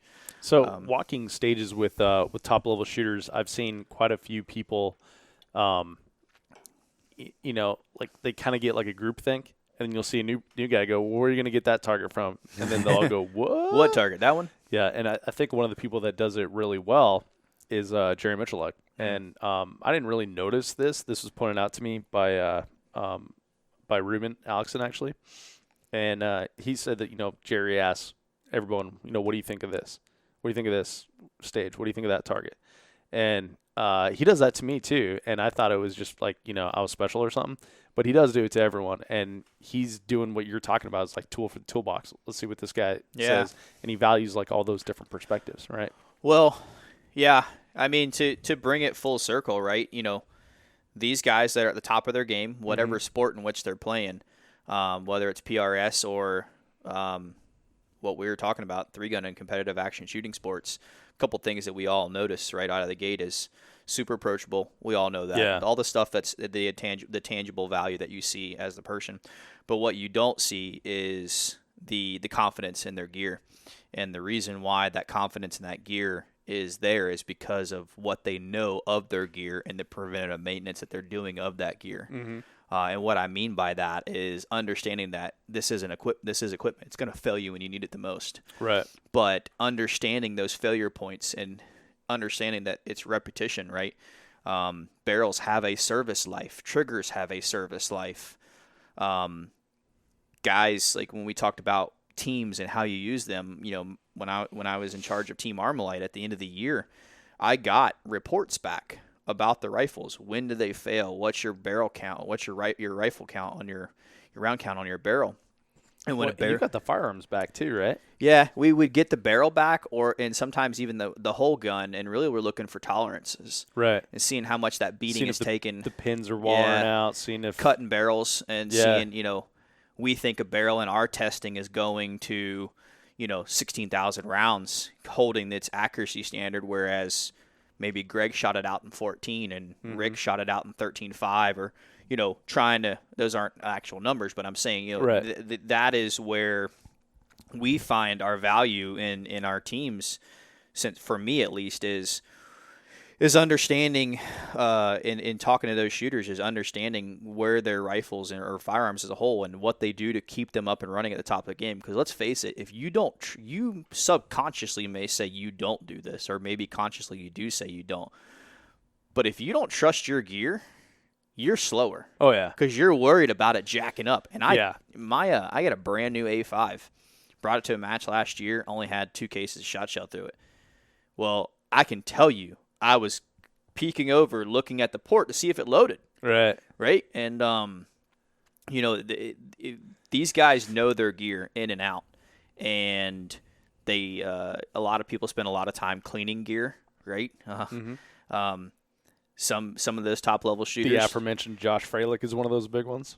Yeah, some of those other guys, right? They yank the bolt back, can of brake cleaner or Lucas Oil contact cleaner, and hose it out. Yeah.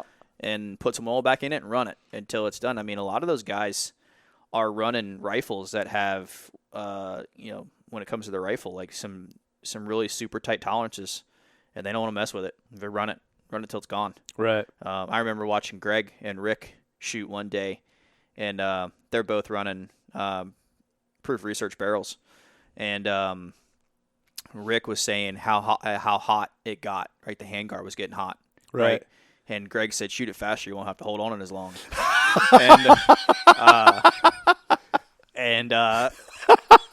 So I mean, that's perfect. That's really what it's love all it. about, right? And then it's having fun. But yeah, I mean, what I take away the most out of 3 years of following the sport of 3-gun and talking some of the top level shooters that are even not in the game anymore. I still talk to Mark Hanisch. That dude goes like that shoot off. Yeah. Against Rick Birdsall. Yep. With a shotgun, it sounded like a full auto. He went full ham on that. So, yeah, that Hanisch, that was so much fun watching Hanisch go crazy on that. It was awesome. Yeah, so I talked to him and Tommy still. Tommy hung the cleats up, but, the mental side of it, Tommy don't practice, but he knows the firearms. They all know their weapon system in and out, and they're true students of the game, and they understand where these weapon systems are going to fail, and before they get to that failure point, they make adjustment. And there's nobody better than the PRS guys. Those guys have barrel logs like you and I would never believe. They're changing triggers at certain points because of the pressures and the bullets that they're running. These guys aren't bringing barrels to a match until it's got 400 or 500 rounds on it, but after the match, that may be it, right? Depending on the match, that might be the end of it. Put 250 more rounds through it. They yank the barrel. Put another barrel on. Oh shit. That's their deal, right? I mean, when you're loading ammo down to single digit, 1 and 2 SD, right, at high velocities, you got to think they're not shooting 400 or 500 yards and 6 MOA targets or 4 MOA. Yeah, they're shooting 1 MOA targets at 1 and 2 MOA targets at. I think at Lone Survivor, the closest target last year was 450 meters. Mm-hmm. That was the closest. And on top of that, you're on a swinging platform. Yeah. But, those guys understand their bullet better than anybody in their weapon system. And I look at some of the guys that have transitioned from 3-gun to PRS. Tyler Payne does it better than anybody else I've ever seen. Yeah. You should. But what's unique about Tyler is he's got the 3-gun mentality, right? Gets in the position real quick.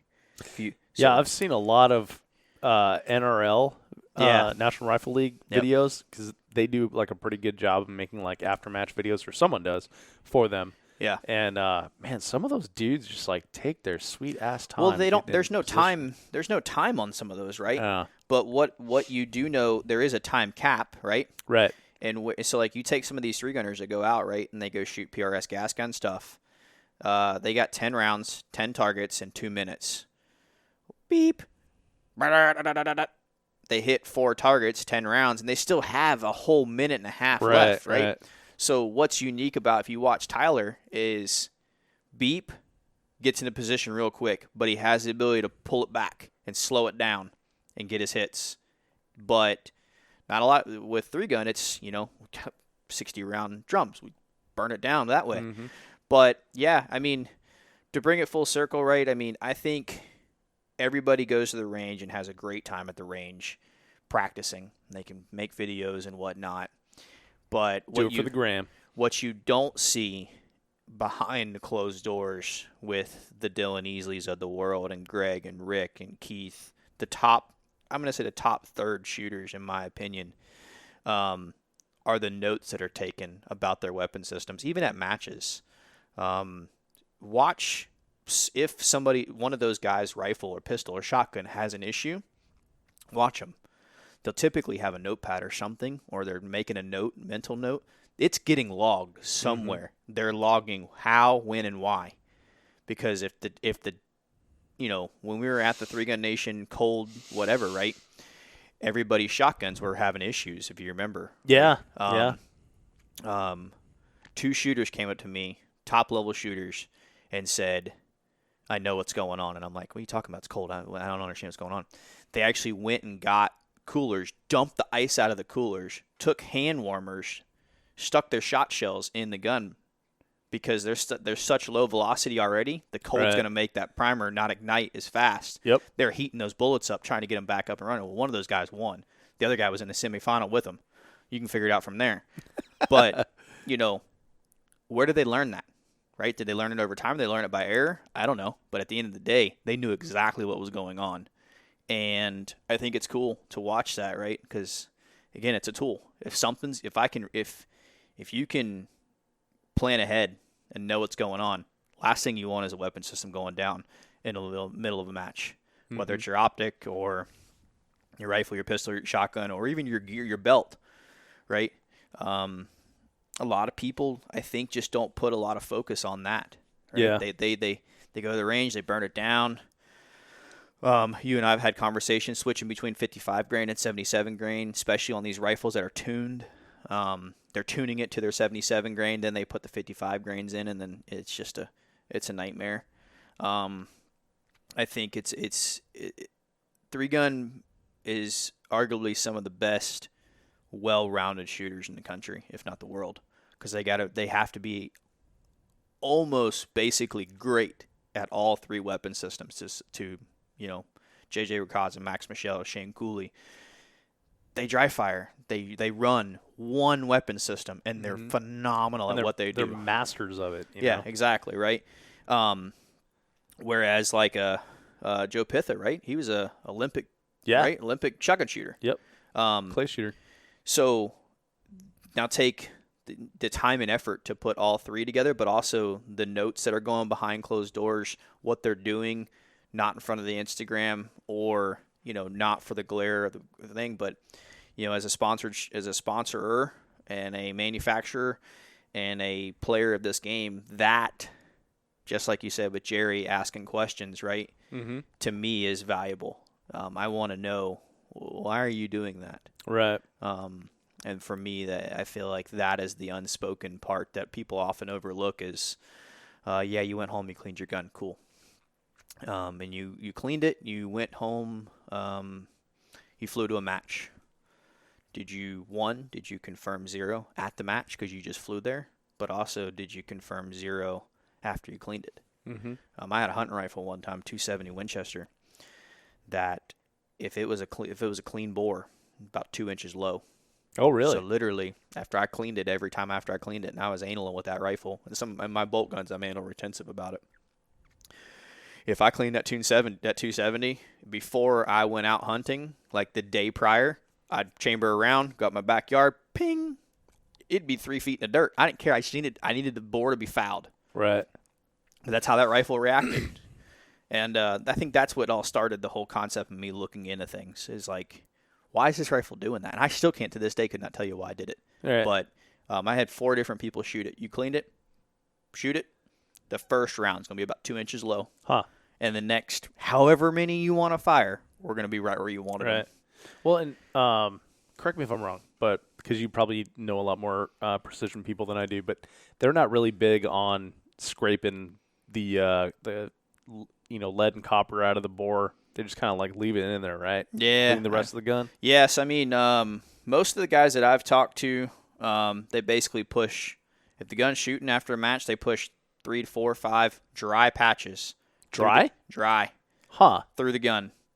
And if the gun's shooting, roll on. If it's not, they start pushing some wet patches, and that's pulling really like just deactivating nitro.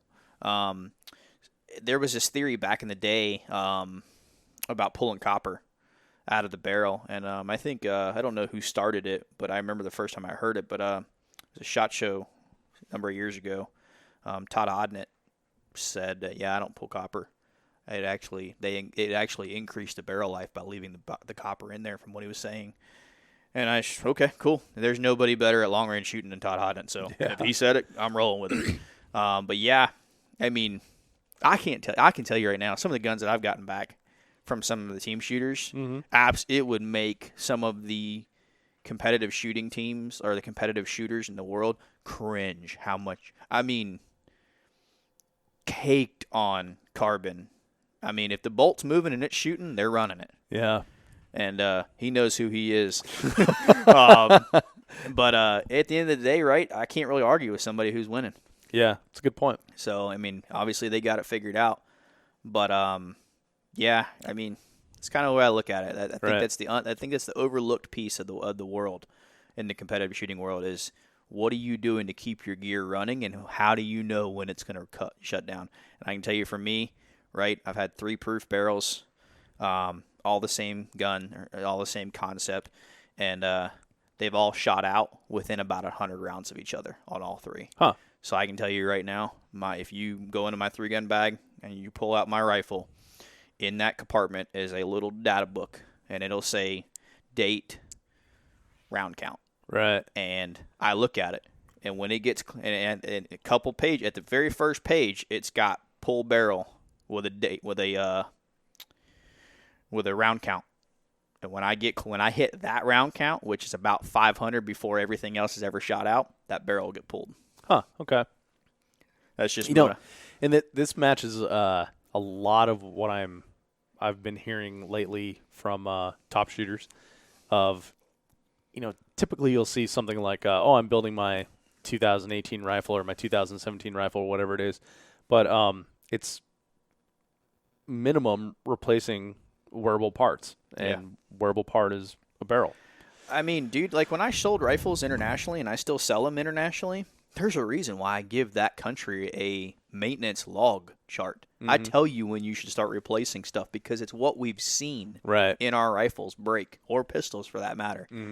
The last thing I need you as a guy that's putting foot to rear end for your country is to have it to overlook that. So when we send rifles out to other countries, we send spare parts and pieces, and we tell them at, $5,000, $10,000, here's what you need to start replacing. And, some people, $5,000 to $10,000 is a whole year. Other people, that's a couple months. Some people, that's a lifetime. Yeah. And what's in it, right? I just recently found this out, but all IWI's barrels are it's machine gun rated steel. We rate our rifle barrels to 20,000 rounds. And I'm like, wow, that's a lot. That's a lot of bullets fired downrange. And the reason why they do that is because it's one steel, right? They can build their machine gun steel barrels. They can build their Galil barrels. They can build it's all the same steel. They don't have to buy anything else. Makes sense. Economies of scale. You can buy a shitload. Exactly. So, but 20,000 rounds, right? I'd hate to be the bastard who's got fired 20,000 rounds to it. Damn, 7.62 by 39. But in the same token, though, I will say this. So 20,000 rounds, right? IWI, we're late to the table on the Tavor 7. It was supposed to be out in January. Then it got pushed to April. Then it got pushed to July, and probably going to be pushed to August. And the reason why that is we test everything. We do a small production run, and they'll take 5 to 10 rifles out of that production run, and they go in a Connex trailer, and they go shoot 20,000 rounds through everything, right? If it's not wearing the way they like it to, they go back to the drawing board. Piss on the fact that it's not breaking. If it's not wearing the way they want it, go back to the drawing board. Interesting. That's interesting, right? 20,000. Imagine being the poor dude that's got to shoot 20,000 rounds of 308 through 5 rifles and it not wear the way. And a single trigger pull. Yeah, it ain't no full auto. Not full. Oh god. Yeah. So, I mean, that's like the how much ice cream do you want? Yeah. Exactly. You have all the ice cream you ever want. While it's super frustrating for me in sales, I have to respect it too because the last thing I need is my nephew just bought a PlayStation 4 or whatever it is, 5. 17. Whatever it is. The new PlayStation, right? And I was there when he bought it. And his mom bought it. We plugged it in. And immediately it needed 4 hours worth of updates. Drove me bananas. I was like, you know what? Now I appreciate the guys who do the extra stuff like the engineers in Israel because I'd be upset if you had an update for my rifle and it just came out. Yeah. And we see that a lot in the firearms industry, right? And especially like in the past. Like I don't think you can get away with it now as much as you used to be able to. Yeah. because magazines would never ever say anything bad about a firearm. No. And the internet will rip you to shreds. If you've got, what was Striker slide or whatever crap that they're giving the P365 for. Yeah, it's doing something, but yeah, I mean, the days of taking so long, right? A publication to get out takes so long. Oh yeah. It takes me 10 minutes to put a Facebook video up. It's going, and 9 of that is filming it. Yep. Because I'm not going to edit it, right? That's really what it's all about, and I think the guys that go above and beyond to make sure there's nothing wrong with their firearms are going to win these battles with other manufacturers, and that 365 is a solid pistol. What I do respect about SIG in that regard is they are making it right. Absolutely. There are companies out there and that they're publicly making it right. Oh, yeah. It's not like they're just kind of trying to sweep it under the rug. There are companies that make inline changes and don't tell anybody about it, right? Right. Oh yeah, we know that's a problem. We just fix it, and then if you call them, then they fix it. But SIG's been very open and adamant about, hey, Yep. I've said it before and I'll say it again. Mercedes-Benz doesn't sell cars sitting on the side of the road, Right. right? A friend of Bad mine. example. Huh? You need a better example. Why? Because at the end of the day, right? Mercedes-Benz? Well, here's the deal, right? It's grandma's car. Yeah, until you drive a G-Wagon AMG, then you're like, think oh, bad. okay. There you go. But I had a friend of mine use this example, and I guess his wife's car broke down, and not only did Mercedes send a car for her to drive to work in, but then they also sent the tow truck to pull it off the side of the road. Right. There's a reason why I'm in all these matches. If my rifle goes down, if my product goes down, 1, I'm there to try to fix it. 2, if I am there to try to fix it and I can't, typically I can have a UPS label and I'm shipping it that day back to the factory because I need to get it fixed and back to the customer's hands as soon as possible. I tell my team almost weekly, there's 2 types of people or companies in this industry, or any industry for that matter, but you're judged on some key components. You can have the best product, but the shittiest customer service, and 9 times out of 10, you're not going to be successful. You can also have the best customer service and the shittiest product, and you'd be all right because people are like, oh, well, hey, what do you expect? It's going to break, but they'll fix it. They're a good person. Yeah. So if you can have a great blend of both, Right. Nobody calls customer service to be happy.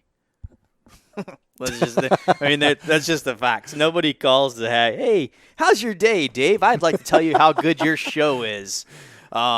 They call because they're pissed, and customer service agents are saints. But for sure, we deal with a lot of misplaced anger. Well, we at IWI make it a policy that you will talk to a human. We don't have a recording when you call. Press 1 for this. You get a human being. You get 1 or 2 people. Either my security guard, Josh, or our receptionist / order inner, Karen. One of the 2 is going to answer the phone, and they're going to transfer it around our company. But you're going to get one of them. And a lot of people respect that. Yeah. It's the same thing with Vortex. And that's a unique thing that you don't get everywhere. So going that little bit of above and beyond really helps. All right, well, Jeremy, excuse me, we've covered a lot here. Yeah. Well, we need to be getting to where we're going. Yeah, I'm getting hungry. Yeah. So a couple final questions before we before we end here. Is this like the last bit of questions, like the 21 questions you can't study for? Pretty much. Oh, cool. These are the ones I told you I wouldn't ask you. Fair enough. Where do you see the sport of 3-gun headed? I think the sport of 3-guns at a pivotal road. It's going to go 1 or 2 directions. One, it's going to continue to get larger. But I think the sponsors are going to continue to pull back because there's just only so much dollars. When it was 2000 and there was 11 major matches and there was $10 million that could be donated to these matches, everything was hunky-dory. Well, now there's 100 major matches and there's still only $10 million. So that, or you'll see if you look at USPSA and IDPA, they've gone through peaks and valleys. I think 3-Gun Nation brought it to a high peak, and I think it's going through a valley. There's still a lot of people coming in, but there's the unfortunate piece, right, is there's a lot of people leaving.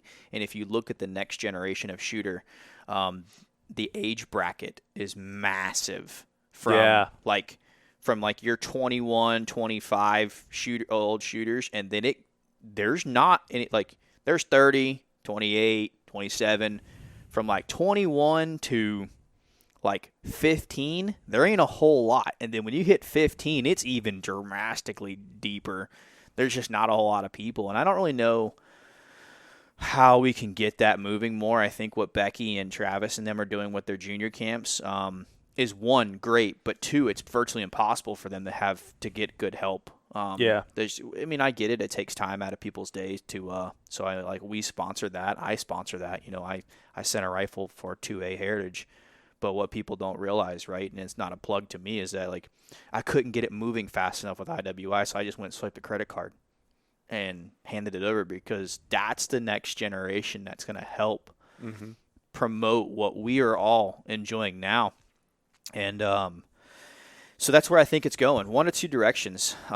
It's. I hope it's going to continue to grow.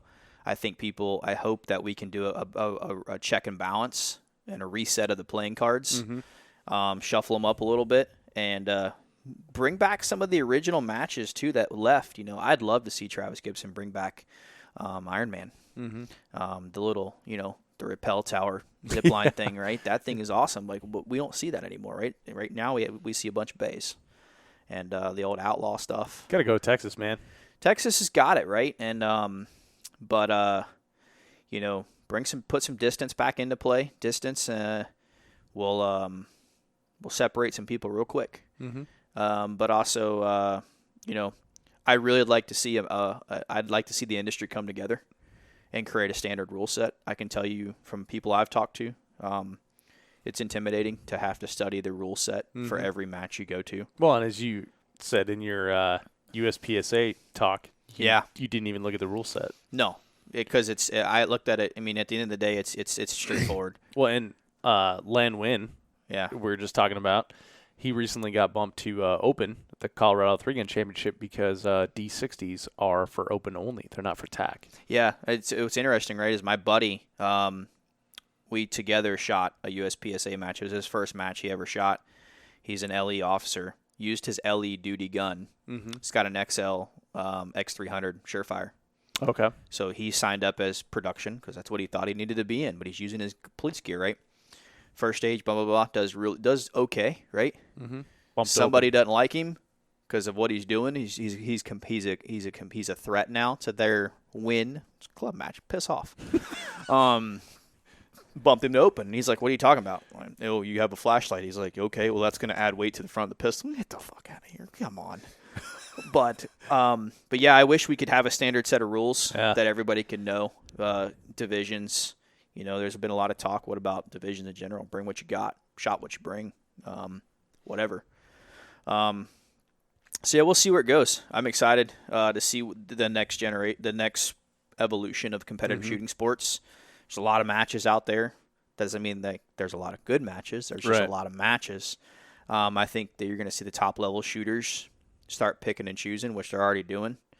What they want to do. I'd love to see a match director summit at SHOT Show and work together. Like I told you before, some of the PRS matches I've been to, I've saw on the prize table are plane tickets and entry fee to other PRS matches. We just did that recently. We didn't do the plane ticket, but we put that Big Ben running gun that I'm doing, Big Ben Blast and Dash. We put entry certificates on the Colorado 3-Gun Championship table. Yeah, so totally ripped off your idea. That's fine, man. I think it's cool, and I think we can get that up and running and get an industry a match director summit.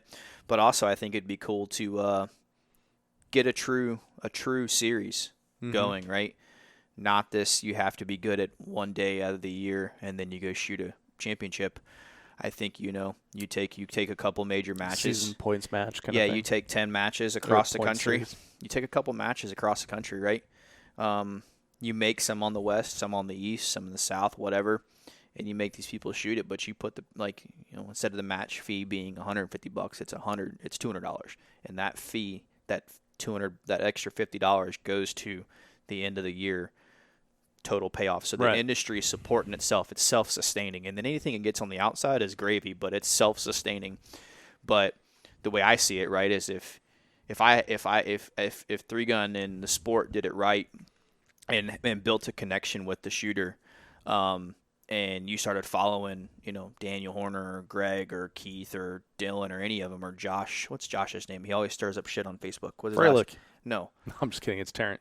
Yeah, that guy. Vortex shooter. He's always stirring up some shit. That's why I like him. Yeah. Well, it's funny because he pretends like he's not trying to. And he's definitely trying. And I can't tell if he is or not. Well, at the end of the day, I thoroughly enjoy it. But Love you, Josh. If but say I was following him and he lives on the east somewhere, right? Ohio. Yeah. So if I lived out here on the west, and I liked him as a person, as a shooter, blah blah blah, and this series came to Washington or Denver, and he wasn't there, but I paid to go potentially watch him shoot, I'd be upset. If you go to Daytona 500 and Jeff Gordon or whoever your favorite driver isn't racing because he didn't have to, right? What the hell? So I think if you did something like that, it'd be kind of cool. I've had hours of conversation with Mark Roth and you and Travis and Aaron Hayes and Kurt Gruber and a couple other guys, trying to figure out where can we take this to the next level. And I'm looking at it again from a growth of the 2A community. I could care less about whose pockets are getting padded or things of that nature. I do this on my free time I just generally believe that people should come out and shoot, man. Yeah. Have a good time. I mean, I'm the type of person that's hey, I got no problem letting use my gear. Have at it, man. I'm gonna be the most transparent person out there. Right? I run some of the best gear you could get, but you know what? I do that not because I have to. It's because I want to. I believe in what I'm using, right. And I pay for it, so it doesn't matter. All right, Jeremy. Next question. One final thought or one piece of advice for the audience. Something Okay. that they can take away from our talk tonight. Final thought. Slow it down. Listen to it. When it comes down to it, guys. Final thought and advice: shoot your game. Shoot your match. Shoot what you're comfortable at. Practice on the range at your own time and push your bar of excellence there. Invite people to the range. Get them out to shoot. If they're a two-gunner or a tactical guy, hey, they can use their gear just as well. Being competitive is in the mind of the own shooter, right? If your intent is to go out and shoot a Glock 19 and a Pump 870 and a 16-inch with a aim point, and your intent is to win TAC Ops, you're setting yourself up for failure. Right. But come out and have a good time. Be realistic. Be realistic in your goals and ask to borrow some gear. I mean, trust me, the people will. There's more than falling all over themselves. They to give you gear. It's people are super nice, almost sickening nice in this game because they will gladly help you out. And I guess my last piece of advice is, before you ask a question on the forums, maybe word the question not necessarily, hey, what's the best optic for this? Why not, hey, I run this. Can I be competitive at this? Mm-hmm. I love Pat Kelly, man. He comes out of nowhere freaking hammer and fist, buddy. You're good to go. Come out and have a good time. I appreciate that, dude. Yep. I don't need you telling me, I'm going to get on there and I'm going to confuse you anyways, because I'm going to be like, well, you can go 1-8 first focal plane with this H27D reticle with Horace and Leopold, or you can go this 1-6 over here. And I'm going to confuse the crap out of you just so you'll go shoot what you get, because you get annoyed with me. But I get it, right? People come out of the woodwork because they're overly excited about the gear in which they run. Yeah. And that's cool, right? I appreciate that. You want to see it even more, get on some of these groups I'm on now with these bullpup guys. Bullpup guys will fight you to tell you how better their rifle is compared to an AR-15. And I understand their concepts, but, that's – hey, when you look at what it was designed to do, it's hard to argue their point sometimes. And I've got a lot of time behind a gas gun. But what it was built for isn't 3-gun. Right. It was built to go shoot other people. So was the AR-15. But at the end of the day, this rifle still, just like ours, there's 60 countries using a bullpup around the world. So there's probably 200 using the AR-15, but you can't disregard. That's just because we give them away. Hey, but yeah, that'd be my advice, man. It's just get out and have a good time, ask questions. The guy wearing a billboard on his jersey, or walking around like he's going onto a fishing competition. Yep. Right. Ask that dude questions. He wants to give you. He's begging you to ask him questions. Ask him. I promise you, you'll be more confused than you care to understand. But you come out of it with some good gear. And at the end of the day, right, I remember my first 3-gun match I shot. I got good gear, right? Mm-hmm. I mean, if you see me on a match, I got good gear. But I remember the first time I ever saw a Dissident shotgun. I wasn't there to win my stupid match. I was there to have a good time. Right. So I literally walked over to the guy. I'm like, do you mind if I run this shotgun in this stage? He's like, I'm like, I don't care. I just wanted to run it. Yeah. And then I ordered one. So it's like, I'm there, if you see something you like, right, ask somebody, right? Everybody's rifle for the most part. It feels the same, looks the same, smells the same. It's going to do the same concept. Mine smells better. Yeah, well, but if you want to try somebody's optic, right, try it. Oh, Ask yeah. them. If you want to try somebody's rifle, trigger, bolt carrier group, anything you want, there's a widget for it. Oh, yeah. I've got 2 optics loaned out right now just because people want to try them. I don't even remember who I gave the other one to. I'm a high-end glass snob. Yeah. Ruben, where's my glass? He's here. I'm gonna ask him. Dude, if we end this, we could go ask him at dinner. I've been waiting I've been waiting on that 4.5 to 14. They won't make me a Horus reticle, but that's okay. They got their own little deal. But yeah, I mean, it's because Horus is. Oh, well, we don't need to get into that. All right. But yeah, Jeremy. That was a good time. Any questions or comments, hit me up on Facebook. I'm sure I'm going to upset some people, but that's okay. Ask me how much I care is the better part. Awesome. Jeremy. Sir.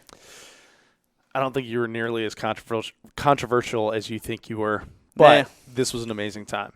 So I appreciate it. Yeah, thank you for being a part of the 3-Gun Show, man. Thank you for all the support that you've given the 3-Gun Show in the past in every which way, whether it's advice or, doing cool projects like the Red October thing. It's much appreciated. Yeah. To everybody listening, hey, we're glad to support. I'm glad to support the 3-Gun Show, and what you do for the industry. And anybody who's watching and listening, however that plays out. I say watching because I put your podcast on my TV while I cook dinner sometimes. You're not gonna like this one because there's no video. That's we didn't okay. do video. I guess the Cheeto thing wouldn't work then. So find High WI on Instagram and Facebook. Give us a like and follow. We much appreciate it. And same with they're already liking and following you, so it don't matter. Heck yeah. And we'll see you at Red October. It's going to be a good time. Yeah, that's going to be – I can guarantee one thing. We're going to have some fun. Well, then 2 things. We're going to have fun, and the amount of trash talk that I will be giving out Oh, nice. is always great because I'm going to get under Becky's skin. Oh, really? Oh, it's going to happen. She knows it, which is why it's even. I'm like, you want to squad me? You know this is going to happen. It's already started via text, too. Oh, yeah. We've got a good group text going on this one. 100%. Yep. All right. So, Jeremy, again, thanks, man. Appreciate Anytime, you doing the show here. I think, you do a lot for the industry behind the scenes, so it's kind of fun to share the personalities in the industry, and appreciate you sharing your show, or excuse me, your story on the 3-Gun Show. Hey, anytime. I'll have to come back when it's more people. Hey, before you take off, make sure to head over to 3gunshow.com/episode 209 to links to things that we discussed in the podcast, including the Vortex Nation podcast and the Made Us podcast that I was on recently. Those were a lot of fun. I would definitely do both of them again. So let me know what you think if you listen to those 2 podcasts and you get to hear some cool behind-the-scenes stuff of how I got to where I'm at, what my plans are for the future, and all that good stuff in between. This podcast is brought to you by Armalite, the original. Armalite rifles put the AR in AR-15. The rifles themselves come with 1 8 twist barrels, match barrels, 18-inch or 13.5-inch with a 15-inch or 12.5-inch handguard, Timney trigger, Luth AR stock, adjustable gas system, tunable comp, a patented tunable comp.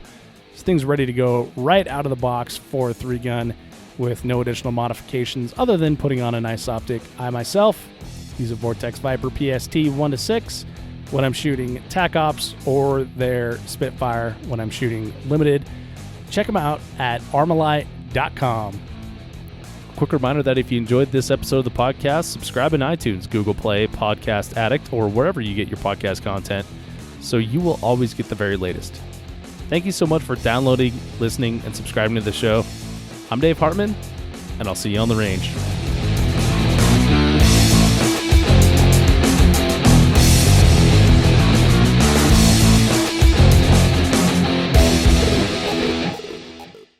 If you are finished, unload, show clear.